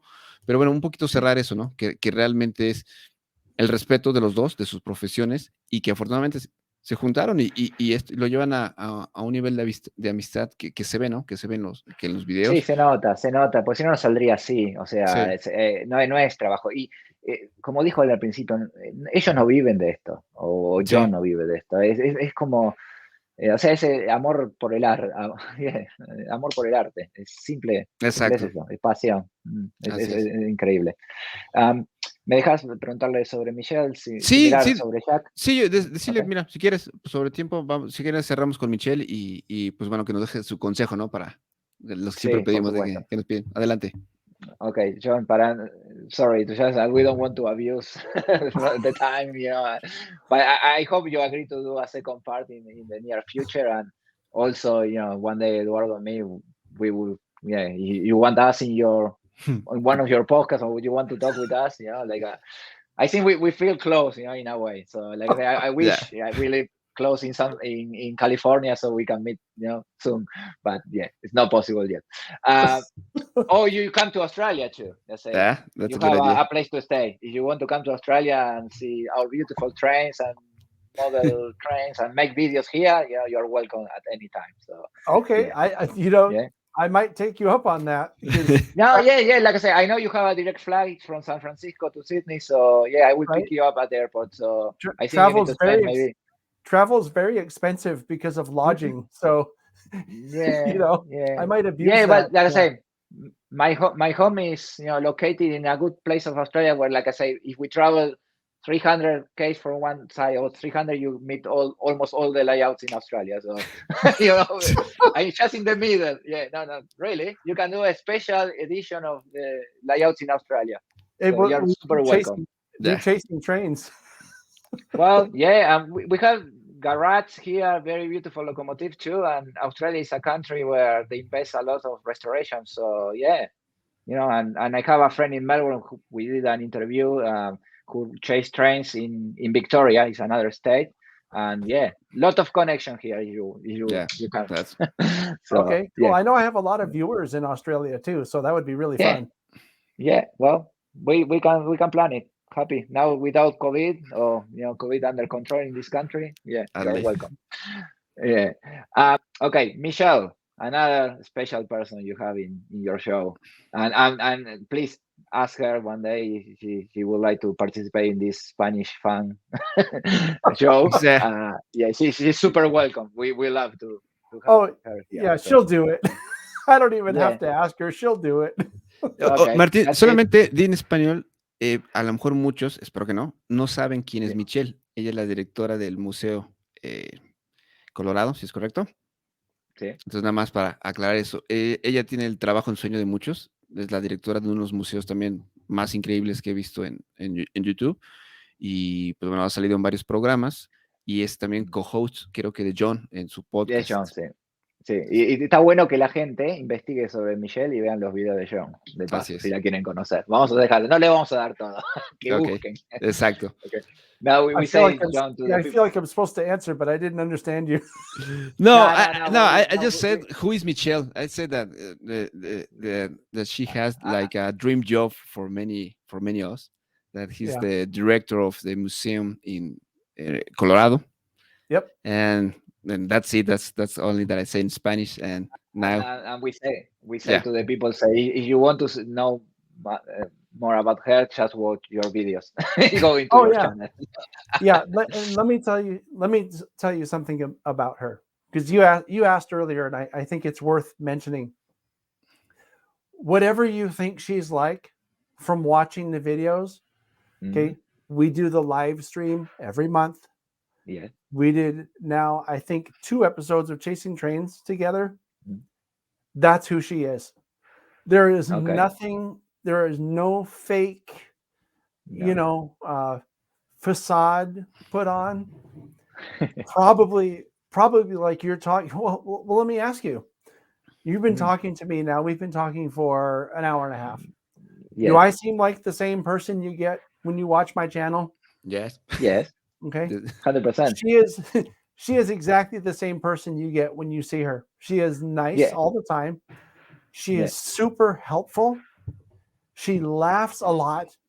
That's why that's why we get along, right? Because it's the same thing. We're just laughing. We're making fun of each other, not in a bad Yeah. way, No, but that's good. if I said something to her, about her hair or something, she would probably laugh, and she probably would not say something to me about my hair, but she would laugh and realize that it was something that was intended to be funny. And that's a bad example, but if Yeah. you watch this, like watch the Chasing Trains videos, usually she's driving and I'm making jokes about how we're getting lost, and she doesn't get mad, right? She doesn't get mad for 2 reasons. One, we were getting lost, and 2, yeah, it was funny. Yeah. No, of course. Yeah, And look, I feel let me correct something. You say you ask if you look the same way when you do the video. No, you're not. You are much better now. Yeah, so it's good. Because you know why? Because we are live. Here is nothing. It's no production, and we didn't talk before. So you start, especially me. I started talking maybe 1 hour and a half. Eduardo maybe another 15 minutes on top of that. So right. you are real because this is live. There's nothing here. So we don't have any paper say who is John. Yeah, That's it. we're Much not better. doing a Jack Burgess No, presentation. we no, don't do no, Jack. no. This is not the Jack way. This is the opposite. Yeah. I will admit though that I did see the kinds of questions that you wanted to ask me ahead of time. So maybe that They look so polite. They look so polite in paper. That was Eduardo. That wasn't me. Yeah. No, I did that because John asked me, please send me the questions. And Yeah. I say questions. Well, it's like a general topic.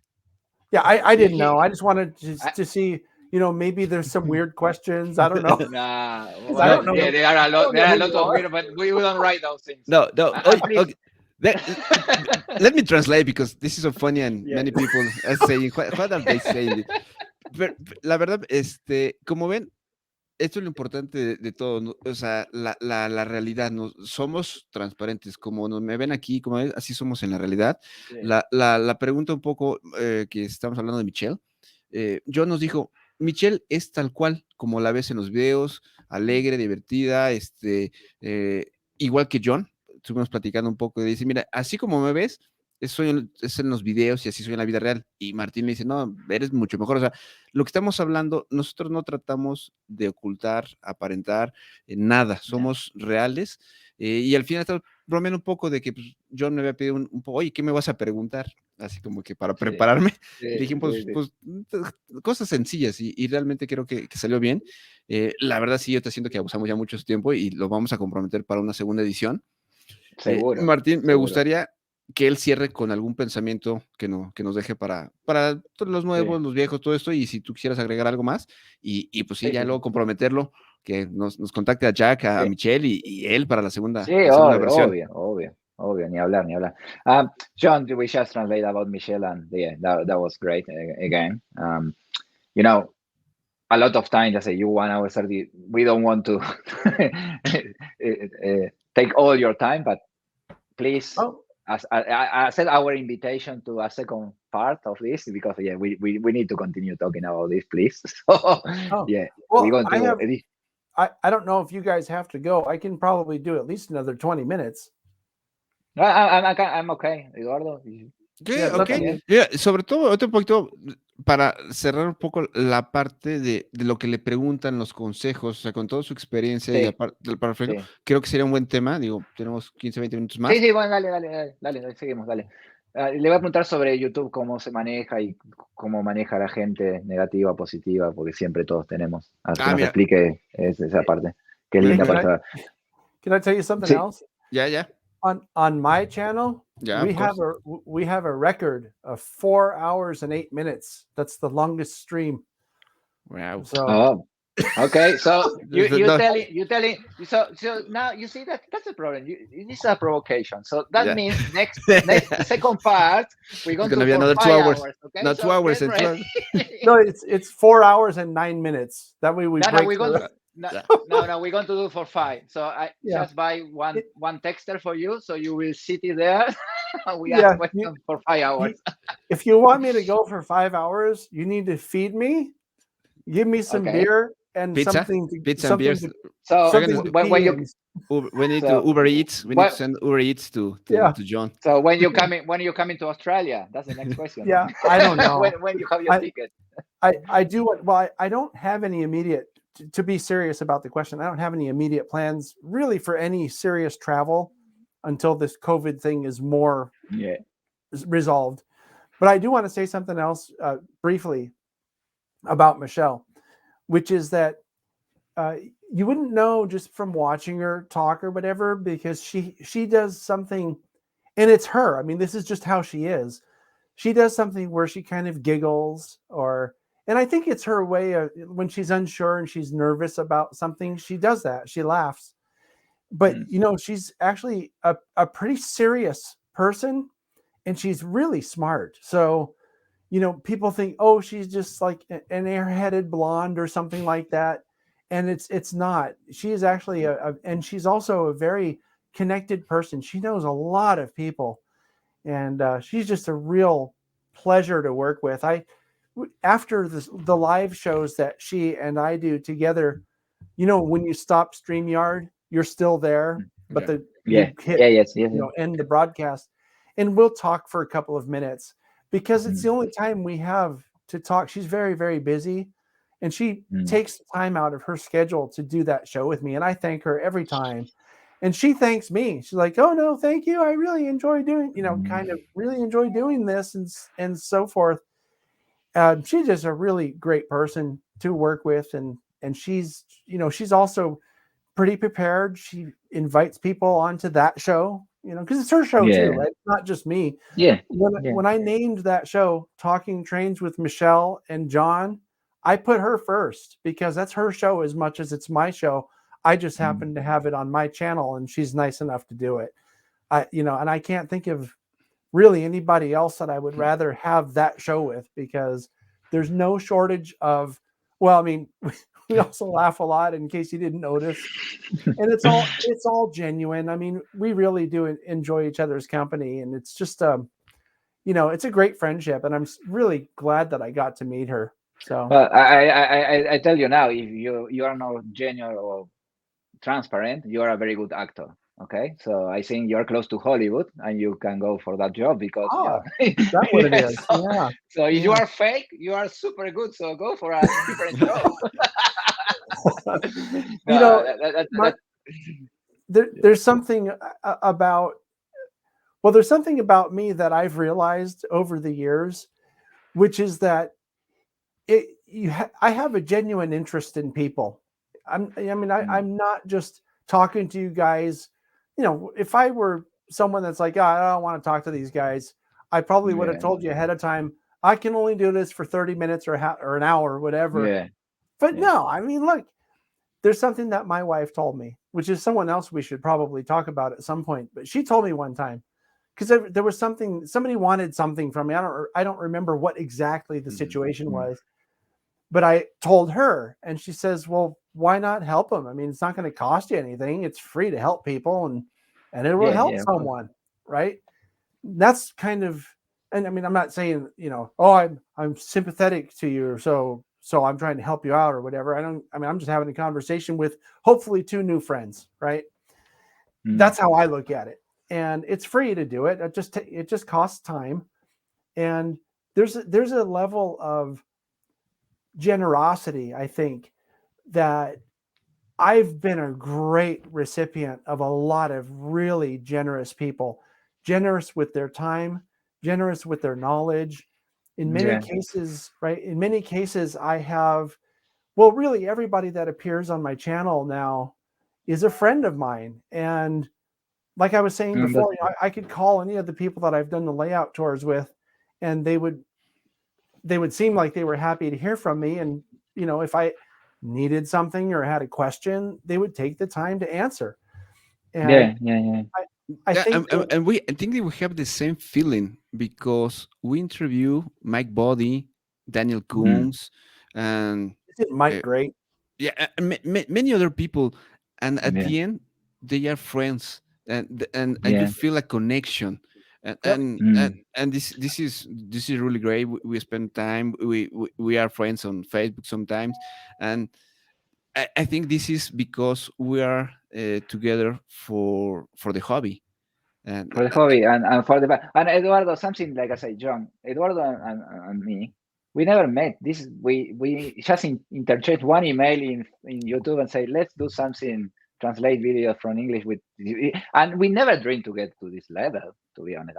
But that's personally, like I say, to have a person like you in this channel it is amazing, because I watch your videos and say, even let's say I never, when and Eduardo came the last week, I got John and say, what? No, but really, like I say, and that was my reaction. And with Eduardo, like I said, maybe we don't talk for 3-4 weeks until he sent me a link, or I send a link. We got this person here. Let's do it. Blah blah blah. And we don't prepare anything, but there is a connection. I say, Eduardo, I call you my friend. Like I never meet Eduardo in my life. I don't know, how tall he is. No, but that's the truth. And the same with you, John. Like I say, and again, in this hobby, and I don't want to go there, but I follow your videos when you did with I think it was Daniel, the other person, and and look, people, it is amazing, and that's again the hobby. We are on the same page, and we have good intentions, and that's we like to share the hobby, basically. I want to clear something up real quick, Eduardo. Yeah. How tall are you? I think like 5'8", 5'7". I don't know exactly. Yeah. Okay, Martin, is that taller than you expect? Yeah, is that taller than you expected or shorter? Well, I know the Mexicans, they are not very tall. That's what I know. No, that's correct. Mexican average is like 5'3", 5'4". Oh, so you're very tall. For Mexican, yeah. Gigante. Más o menos. Sí, un poco estamos preguntando de que como que nunca nos hemos conocido, no sabemos ni nuestra altura ni nada, y me preguntaban cuál era mi estatura. Le digo, pues yo mido como, en México usamos centímetros, 1.75, 1.77, traducido a lo que usan en Estados Unidos, en otro lado es 5'8", 5'7". El promedio de los americanos es como que 1.80, pero aún así. No, más. Como promedio, es más. John, you know how big I am?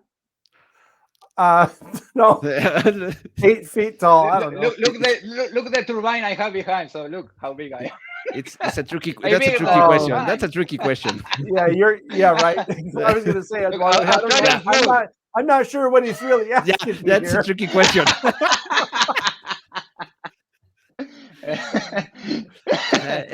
In Australia it's 1 o'clock or something. So.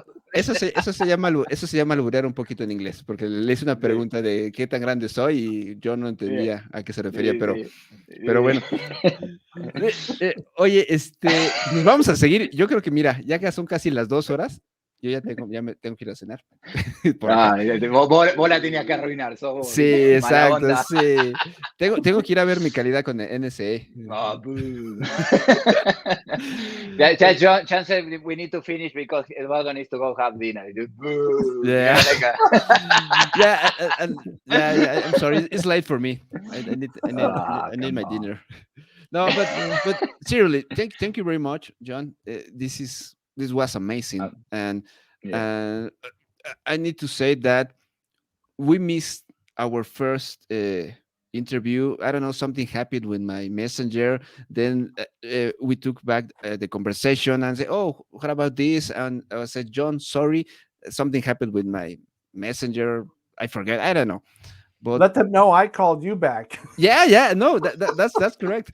But the show was perfect, and if I can, I will send you the link because sometimes I use WeTransfer, and 2 hours. This is gonna be the first time that I send a big link. Yeah. So perhaps I will give you my StreamYard code, and you can download from my account, and that's better. But before we go, uh, we always finish with some thoughts of our special guest, in this case you, uh, an advice for the young people, for someone who is new for the hobby. you you know the big layout, the big stuff, Rapido, DCC, everything. But for a new guy, doesn't matter the age, if he's or a teenager or in the middle 20s or 30s. What is some advice that you have? What are the 2 or 3 advice that you will have Advice about what? of About the To hobby? start to start in the hobby. So how Yeah, to start? Like say, for example, I don't know, buy a a starting backman set set, or a backman set. do research. Right. Yeah, anything you think is a good advice for somebody who Okay. is just thinking about the hobby. So we're talking about the hobbies of model railroading Could then? could be hobby like chasing trains. Could be something that anything Yeah. you think. The first thing, if I let's say I'm new and say John, I would like to be part of this amazing world of trains. What Yeah. I should do? Where? Yeah. Okay. So one thing I would say that's more of a general advice, if you want to call it that, is to not waste time with the people who don't really want to be there. And you can take that to mean whatever you want, Yeah, Okay. because Okay. Good. that ends up being a big waste of time. And Yep. and you can tell people that really want to be somewhere will have the kinds of reactions like we're talking about. Like if you go chasing trains and you don't see a train, if all they do is complain, they don't really want to be there. yeah, If they have Exactly. Yeah. if they have a great time despite not seeing any trains, then they wanted to be there because they had fun with their friends, which is what it was about in the first place. So that's one thing. As far as getting into model railroading specifically, I think the best advice I could give is that to understand as much as you can about the hobby and all the different things that you can do in the hobby, and try as much of those things as you find interesting to find out what you like the most, yeah. and then pursue what you like the most. So I'm not going to say, buy a Bachmann train set or buy Athearn or buy whatever. I'm going to say, because you might not even end up buying a train set. You might just like to do research.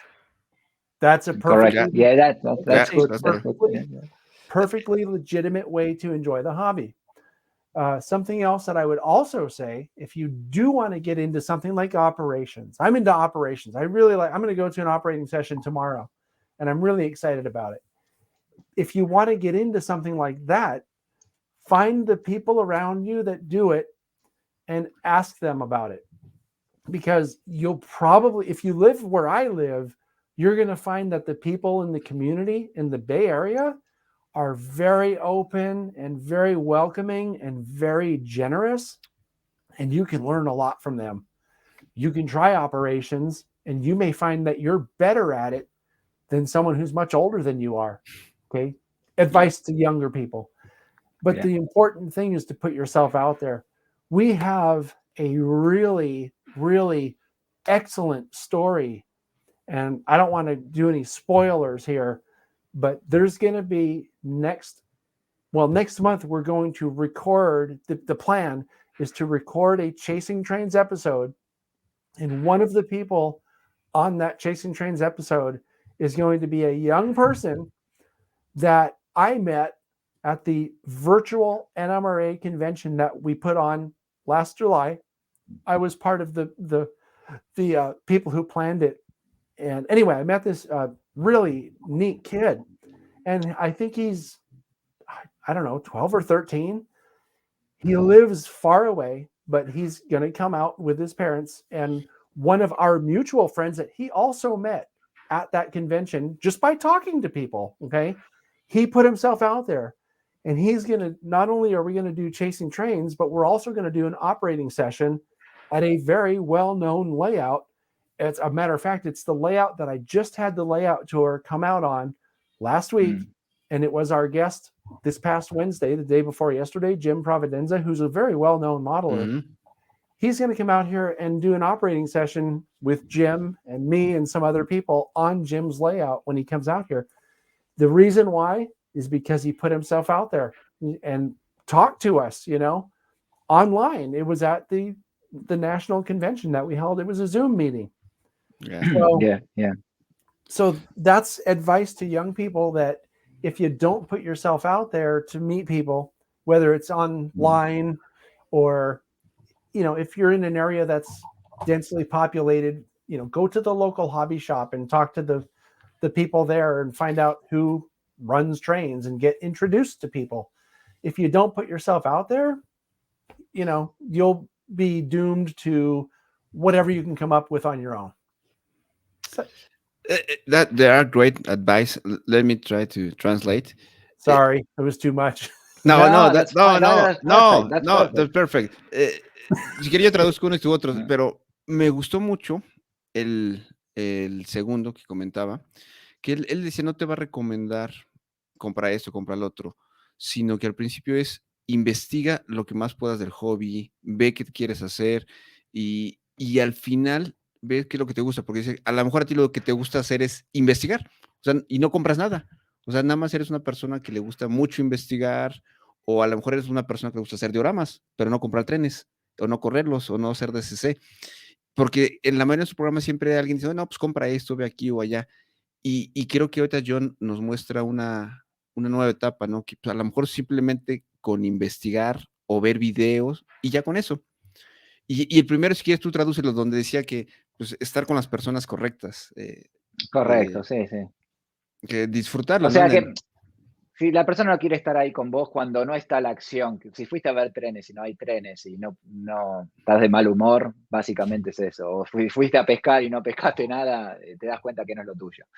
Simple, muy simple. Así es. Sí, sobre todo eso. Y el del último que comentaba, salir a buscar, bueno, dos más, que uno decía de que, que él va a ir a operaciones el día de mañana y que vayas y que aprendas, sobre todo eso, que a lo mejor descubres que es algo que te gusta, estar muy, muy involucrado. Y el último que decía que pues, salir a buscar, o sea, que ya sea, y no se refiere a salir a la calle, sino pues puedes meterte a reuniones como esta, a transmisiones, a hobby shops, si hay hobby shops en tu lugar donde vives, salir a buscar esa otra gente que también ya hace algo. Y creo que la verdad son muy buenos consejos, diferentes a los que nos habían dado, y la verdad, diferente la plática, diferente todo, entonces creo que es un buen sabor de boca que nos llevamos todos con John, y de mi parte, increíble. agradecerle, comprometerlo que tendremos alguna otra una I versión have 2.0. I have an important question. Yeah. Did you remember to tell people the part about only use the time with people that want to be there? That was one of the most important. Me estaba preguntando que si comentamos lo que disfrutar el tiempo con la gente que realmente quiere estar. Sea que si fuiste a perseguir trenes y no los viste, o a lo mejor nada más fueron a sentarse a una maqueta y darle vueltas y tomar unas copas, pero estás disfrutando con la gente. Creo que eso es muy, muy importante. Sí. Bueno, genial. ¿Crees que le vaya diciendo Sí, algo para despedir? sí. Okay, John, we try to close to 2 hours. And again, I hope. Well, I think we have your word to have a second part with you. No, I mean, you're the ones that only talked about that. I didn't say to do that. Hey, well, like I say, we are. Yeah, what we should do is have Michelle on at the same time, so I can make fun of her. That's another. Yeah, that's what. Yeah. Also, you need us one day, or you want us in one of your little amazing jobs. Jobs. I have a suggestion for that. The Latin American point of view in the hobby. Every month, Michelle and I do a live broadcast. Call in. Yeah, but that's a good idea. Yeah, Eduardo, you can plug that to our. That's a great. That sounds great for me. If you support our bad English, sometimes I support your bad. I understood everything except when you were speaking Spanish. Well, that's great. Excellent. That's great. Excellent. So yeah, to run it up. So like I say, this was amazing. As we say at the start to the people, we say this is going to be great, and spot on. I hope this is the start of a virtual, at least, friendship to the future. And to talk about trains or other things, because I think you have other interests. And and obviously I think a lot of people they watch your videos, but they can't understand everything because the language. This one, this show helped them to meet the real John, like it's always, but in the Spanish version at least. And also so many things. Yeah. So many things to talk. Like I said, the virtual, in the future when you organize the virtual NMRAT tours, many things. I wanted to ask you about the Facebook, YouTube, many things. Like I'm not going to mention now, but so many things. And from my heart, thank you very much. It was really a pleasure to meet you. And well, for me, that's all. I would also like to thank both of you for asking me to do this. I had a lot of fun, and I would like to thank all of your viewers for watching too, because without the viewers, all of us really don't have a lot to say, only to each other. So okay. Well, but thank you very much. I think that Martin said already all. This is a different experience. I really enjoy it was the interview, and of course we're gonna see you later. I don't know, by StreamYard, YouTube, or perhaps in real life. I don't know. The life is kind of different right now, but I have a plan to visit United States perhaps in these years, and I will try to meet you. So, ahora en español, gracias a todos. Le dije a John, muchas gracias. Un placer. Buenas noches aquí, buenas tardes en Australia, buenos días donde quieran. Salud, síganse cuidando. Seguimos en pandemia. Vacúnense los que no se quieran vacunar y nos vemos. Nos vemos. Hasta luego. Chao, chao.